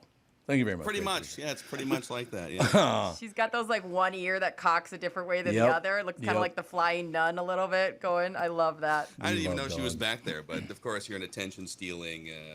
We've got a cat and a dog on the show now. We had the Kristen Burt's cat and now your dog. And I tell you what, though, we've always had a dog. Catherine loves dogs. I love dogs. And it's so funny because every night when I go to bed, because Catherine and I tend to go to bed at the same time now that this show starts later. But when I get up to go to bed, Jude will lay on his side and stick his feet up in the air so I will pet him. I have to pet him every night before I go to bed.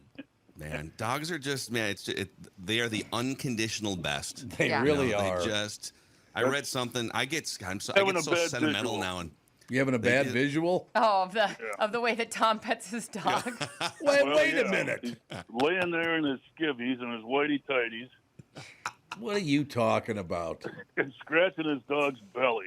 I don't know. I got a bad visual. We'll send you a video. It's not that weird. Don't worry.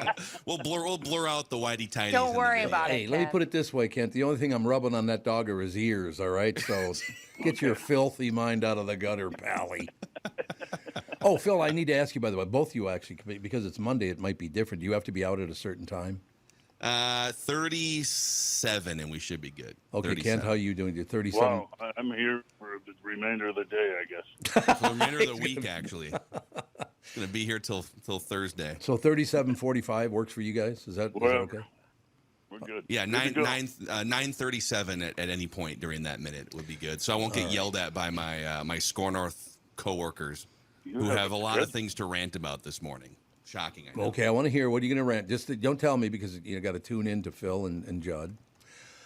What are you going to rant about a little bit? So I don't think it's not as much of a rant. So we do our State of the Twins every Monday, and we yeah. just do kind of a big deep dive, right?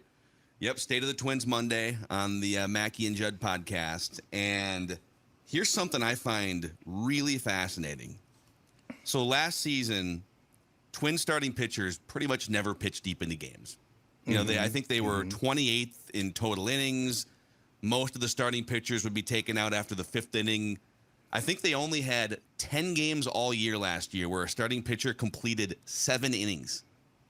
Yeah. Think about that. That's a year ago. We just had our first, we talked about this on Friday, our first complete game shutout in like 5 years. Twins pitchers this morning, gentlemen, and Brittany, they lead all major league teams in innings pitched. The Twins have the most workhorse starting rotation in all of Major League Baseball. That's amazing. Night and day from last year. They're letting these guys go deeper into games. Work. Your rant on Mondays has worked. Yes, yes. I'd like to think I am a change agent. Yes, I am. An agent of change. An agent of change. Oh, that's funny. I'm a legend of the buffet, but I'm not sure if it goes anywhere beyond that. In my little tin can that I yell into every single day. These guys have pitched well. I mean, I was there for 14 years, and I stood on the field and watched our pitchers melt apart in the late innings a couple times. And I know our hitters didn't hit well. We stunk it up a bunch of times, but I tell you what, the pitching staff this year has done a marvelous job.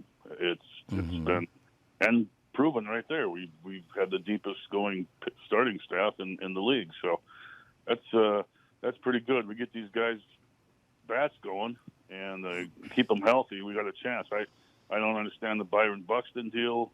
He has to come out of the game because his back is all tight. And then all of a sudden he's pinch hitting yesterday in the game. Yeah, swinging the bat in a crucial situation, and had to take himself out of the game the day before. If I had to take myself out of a game when I was hurt, I'd have never played. Yeah. There you go. It's absolutely true. Yeah. All right, and Royce Lewis batting now .322 for his 50-game career. Just coming out of the gate, hitting .322 in your first 50 or 60 games. It's amazing. Yeah, absolutely. Well, I mean, hey, he's doing great. Keep him healthy. Keep his head on his shoulders. You know, you're going to be ups and downs in this games. You're a failure at the plate. If you get 3 hits out of 10 at bats, you're a superstar. It's pretty much that's true. Failing 7 times, but you got to keep your head on your shoulders and keep grinding away, and hopefully he does that. He seems like a pretty good kid. I love it. Phil's got to go, so Phil, I want you to leave with this thought in your head. Oh boy. Campaign aims to persuade Minneapolis drivers to leave the car at home. So I want you to picture the rest of the day Kent Hrbek on a scooter. That's so funny. He even starts laughing himself. That's another brilliant way to build the YouTube audience. Right? Kent Hrbek on a scooter. Also, Phil, I need you to tell Declan I don't agree with his top 4 Taylor Swift songs. But I respect him. Oh, wow. Yeah, okay. So just please send him that message. If you'd like to counter-submit your 4, you let us know. I will. No, I just think it's, he said that Folklore is her worst album, and that felt aggressive to me, but. Those are fighting words. Yeah. I would love, yes. Yeah. I would love to rebuttal. So in other words, get out of here, Phil. There you go. Love Thanks, you. Phil. And another thing. And Yeah. another All right, thing. you guys. Thanks a lot, Pally. Phil Mackey, ladies and gentlemen. Kent, you got a couple more minutes? I don't want to keep fine. You What's up? I want to make sure. No, I just want to talk to you a little bit about, you inspired me, as a matter of fact. You and I talked on the phone the other day, and you talked about going to the Black Hills for, big weekend coming up, 4th of July week and all that stuff. So I'm going to go visit my Aunt Mary Ann up in Long Prairie, Minnesota on Sunday, and I cannot wait to see. I love this woman. Now, do they do anything in Long Prairie, like a little parade in town or anything? Those little parades are always fun, too. They are. They got one of the few remaining drive-in theaters in Long Prairie now, which is great. There you go. You can go to the drive-in theater because there's only, I think, 4 left in the state, somebody told me. You and Catherine can go for a nice night.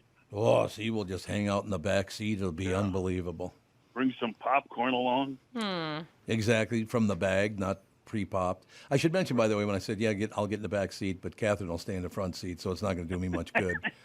It's one Bring of those. Bring the dog along so you can scratch his belly while the movie's going on. I rub his ears, Mr. Hrbek. I want you to know that flat out. All right. But no, we got to. You know what? Seriously, I love the Black Hills. I understand why you go out there all the time. I have not been there in many years. I have to get out there again. I love that place out there. You know, one of my favorite memories of the Black Hills is that I could go stand and look at Mount Rushmore every day. I think it is really cool. But my mind got blown away here a few years back. I was out at a hunting trip in South Dakota. And actually a governor's hunt that they do out there. Mm-hmm. And a guy said to me, he says, I heard you come out to South Dakota a lot. I says, yeah, I love the state. I love South Dakota. I enjoy coming out. I think the Black Hills are beautiful. He says, I love going to Mount Rushmore. He says, hey, I can get you up on top of Mount Rushmore. Really? I went, what? I went, don't tell me that because I'll take you up on it right now, pal. He said, oh, yeah. I got up on top of Mount Rushmore. I went and stood on George Washington's head. That's wild. Did you take any pictures? Did I take pictures? Yes, I did. Yeah, okay. I was like, what a twist. It was spooky, though. You had to climb up a ladder to get all the way up there. It was spooky. Oh, yeah, I went about 6 of us went up there, and it was awesome. What time of day did you go? We had to go up in the morning. We had to get there before the gates opened up. Oh, sure. Wow. And, stood up there and looked down. So now when I go stand up and look at Mount Rushmore, I look for myself standing on top of George's head. But it was it's probably top 3 things I've ever done in my life. Wow. I mean, it was really, really an experience that, and now they don't let anybody back up there anymore. Somebody on Greenpeace went crazy on it or something. What a shock. Yeah.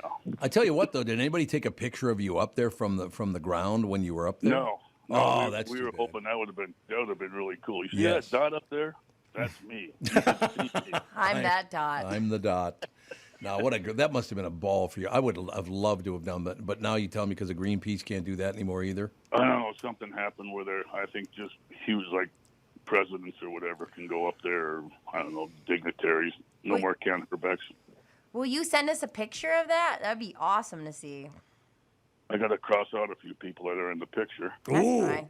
Do I know them? Do I know the people in the picture? Maybe. No, but yeah, it was pretty cool. It was awesome. Yeah, that was one of my. But still, even that the Black Hills, like Tommy, you said your boy's going to go out there. And yep. I tell you what, if I wasn't involved with the Twins and not living in the cities there, I love Bloomington and all that. That's where Kent would have a place to live. I really like it out there. The only not a bad part about it, they don't have a lot of lakes out there. No, they don't, right? Yeah. Yep.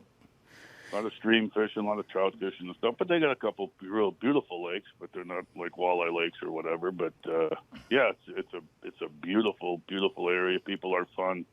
The people are really sweet and almost a little too sweet because I had gigs I started in North Dakota and then made like a big circle all the way through South Dakota.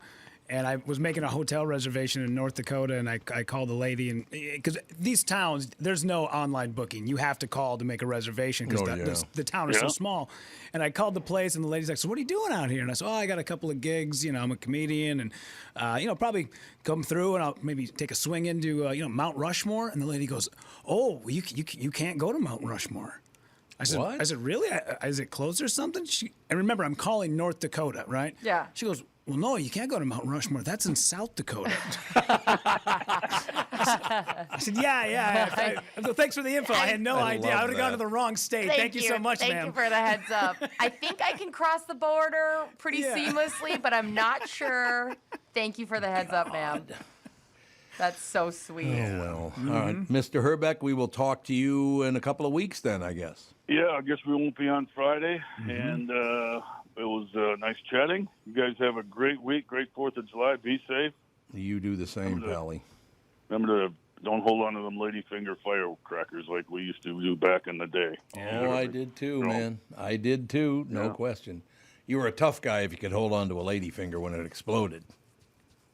Yeah, those are little tiny things. They were, yeah. They were very tiny. But we would like to say still don't do it. Mm-hmm. I think that's a great way to lean back into the let's not do that. Get out of the way. That's what was always my question about 4th of July, too.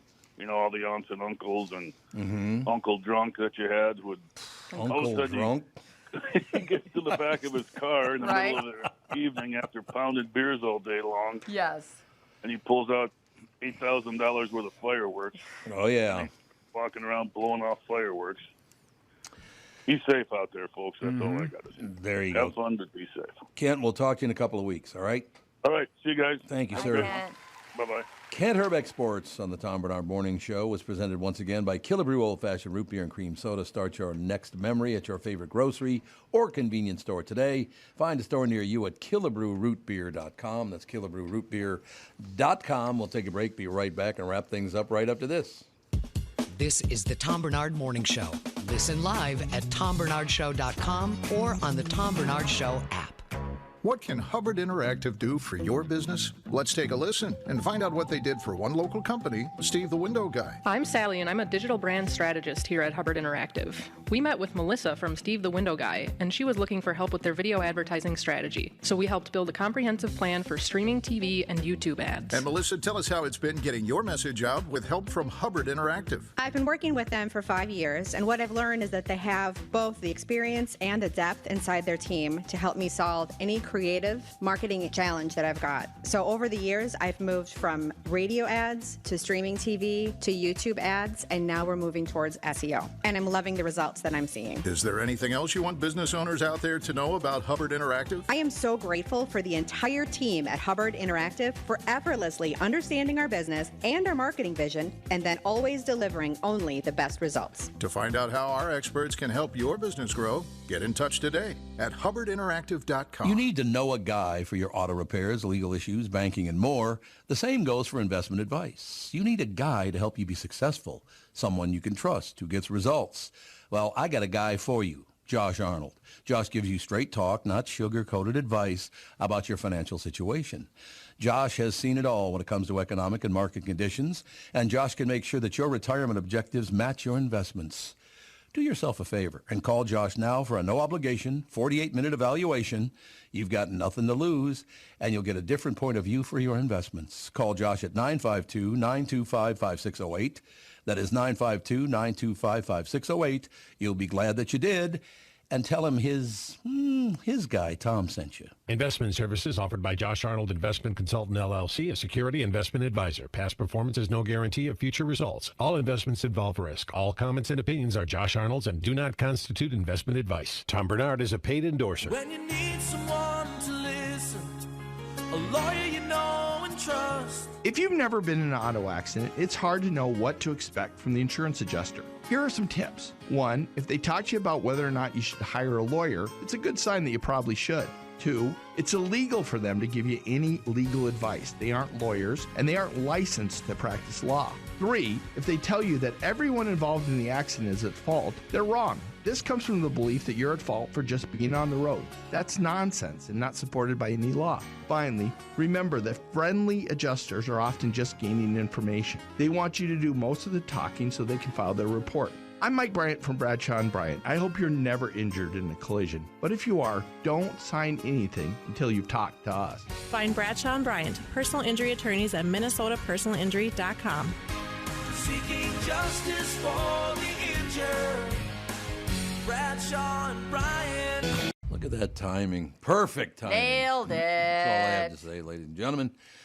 The story I was referring to when we were talking to Phil and Kent. In 7 years, Minneapolis transportation planners want 60% of trips in the city taken on public transit or made by biking, walking, or rolling. The effort to achieve that ambitious goal, which is laid out in the city's Transportation Action Plan, began this month as the city partnered with marketing agency Vision Flourish to kick off the Mode Shift campaign called As You Go Minneapolis, We want to shift people's behavior and thinking about how to move about the city, said Amy Barnsdorf, transportation planner in the city's Public Works Department. This summer and into the fall, residents and commuters will see social media ads, wraps on transit vehicles, and at bus shelters, promotions in open streets, events in which the city turns streets into car-free zones. Those ads will highlight the benefits of city leaders, say, coming with ditching the car. Okay, now here's the problem I have. Okay. So I have now my third electric car. I've had 3 electric cars in my life. Yeah. The first one was a Tesla, was all electric. The second one was a Cadillac, which was both. Yeah, and you're a hybrid. You're looking at this from a pollution point of view. Why? That's what they're talking about, isn't it? Or is it just taking up too much space? I think a big part of it is just getting from point A to point B with too many cars on the road because everybody drives into the city. Always have, yeah. Yeah. But I mean, are they going to get rid of electric cars too? No, I don't think they're going to get rid of anything. They're just saying that like our city has really dropped the ball. I mean, you've been to other cities where you can take the light rail in, you can take the train in, and it makes more sense. It feels like everybody, me included, it's like it's time to go to Minneapolis. I get in my car, and it could be just me going to a Vikings game and meeting other people who are taking their car. Like, I think it's just so many vehicles downtown when there's an event. Well, big business was one of the reasons that happened. You would not remember this, but when I was a little kid, there were trolley cars everywhere in Minneapolis. Really? Not on the north side, but through, you could get on a trolley at Lake and Hennepin and go out to Big Island on Minnetonka. Okay, so is a trolley like a bus, or does a trolley have to be on a track? It's on a track, yeah. Okay, and so there were tracks that they just got rid of at some point? They were everywhere, and let's see if we can figure out how this worked. The people that got together, the 3 people that got together were Hubert Humphrey, Carl Pohlad, and I don't even want to mention the other guy, and they had them all destroyed. Now, why would they do that, do you think? Because they had skin in the game, right? Well, maybe. They had a little bit of possibly motivation to have everyone in a vehicle, right? Every time. You know how great it would be if you could hop on a trolley in this town right now? That'd be amazing. It'd be phenomenal. New York City is very intimidating, but once you figure out that subway, you can be almost everywhere in that city within 15 minutes. Game over. Yeah, we went and spent 5 days, and we had a bunch of shows that we went to, and you're right. It was so easy. Yeah. And we didn't have to worry about buffering for traffic at all. You knew exactly what time you were going to be places. And by the way, I should mention to close the story, there's a possibility, I'm not saying it's true, but those guys might have been involved in owning a bus company, maybe. Oh, I thought they maybe had money in just vehicles. No, bus? Probably that too. Yeah. There was buses. Bus was the big thing. Getting people to use the bus, which was a hell of a lot more, a lot more pollution coming from a bus than from a rail car. When I lived in Minneapolis, you did not get in front of a bus ever. No, you don't want if to, you were a car, you avoided whatever. The audacity, the gall that Uber cars have with their hazards on at a bus stop blows my mind. Our bus, we're waiting on it, because normally buses always run on time because you do not interfere with a bus on its way to a bus stop. Right. This Uber car was just sitting there with its hazards on, waiting to find its people in front of the bus stop, and the bus was laying its horn on, and I was like, wow. Yeah. Blew my mind. Yeah. Got to move it on, man. You got it. Yeah. Buses take precedence. Always. Yeah. Always. And that was shocking.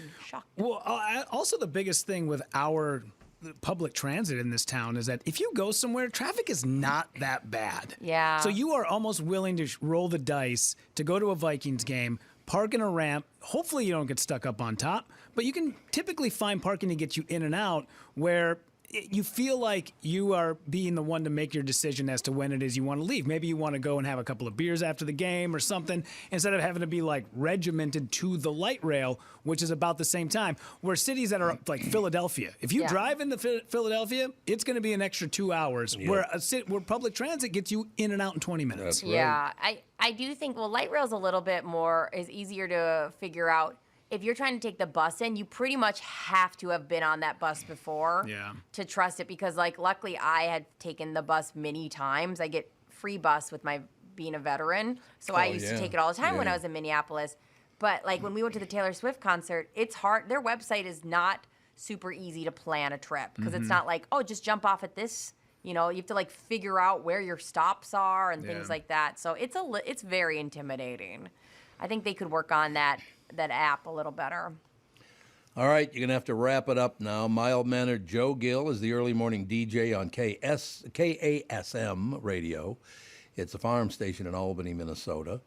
With a tall tower and tiny mobile home for an office on the side of Interstate 94, smack dab in the middle of central Minnesota's dairy and cow country. Well, I'll probably drive by that on the way up to Long Prairie to see Mary Ann. Yeah. Sitting underneath the portrait of country music legend Johnny Cash, Gill reaches for a bovine metaphor to explain his campaign to keep AM radio in his town's pickup trucks next year and beyond. The cows are out of the barn already, Gill said, leaning on his dairy farm upbringing. We're trying to keep them in the pasture. Earlier this year, a handful of car manufacturers, including Tesla, announced they'd no longer carry the AM radio dial on new electric vehicles. Manufacturers blamed interference from electric motors for causing static on AM transmissions. The iconic American brand Ford went even further, announced plans to drop AM radio altogether from new cars. Just a few weeks ago, with congressional pressure mounting, Ford CEO reversed course, announcing a software upgrade for 2023 vehicles that came off the line without AM radios that would reinstate the frequency. Back in Albany, a town of 3,000 that's more than 30 minutes west of St. Cloud, Gill isn't resting completely after Ford's about-face. So what do you guys think about this, the AM radio out of the cars now? Yeah, I think it's one of those confusing things, right? Because supply and demand, right? It has to run an economy. And are people demanding this who want to buy new cars? I don't know. Well, do you listen to AM radio? No, I never do. Do you? Not at all, no. Yeah, see, I don't think anybody does anymore, do they? No. And that's where you go, is that demand there? So do they need to feel the need to supply it? I don't know. Probably for an older demo, I would guess. Yeah. Older demos might still, because once you get locked into something, you tend to go, I'll just keep doing that. Yeah. I guess. I don't know. I mean, obviously, I only worked at one FM station my entire career, and that was KQRS. Every station I worked other than that was an AM radio station. Really? Yep. I didn't know that they were all AMs. They were all AM radio stations, yep. No matter where I went, Grand Forks, Jacksonville, Fargo, they were all AM radio stations. And I got back here, and, well, we were both AM and FM when I first joined KQRS. Remember that when there was KQ AM and FM? 1440 AM, baby. No, I don't remember that, but Yeah. Makes sense.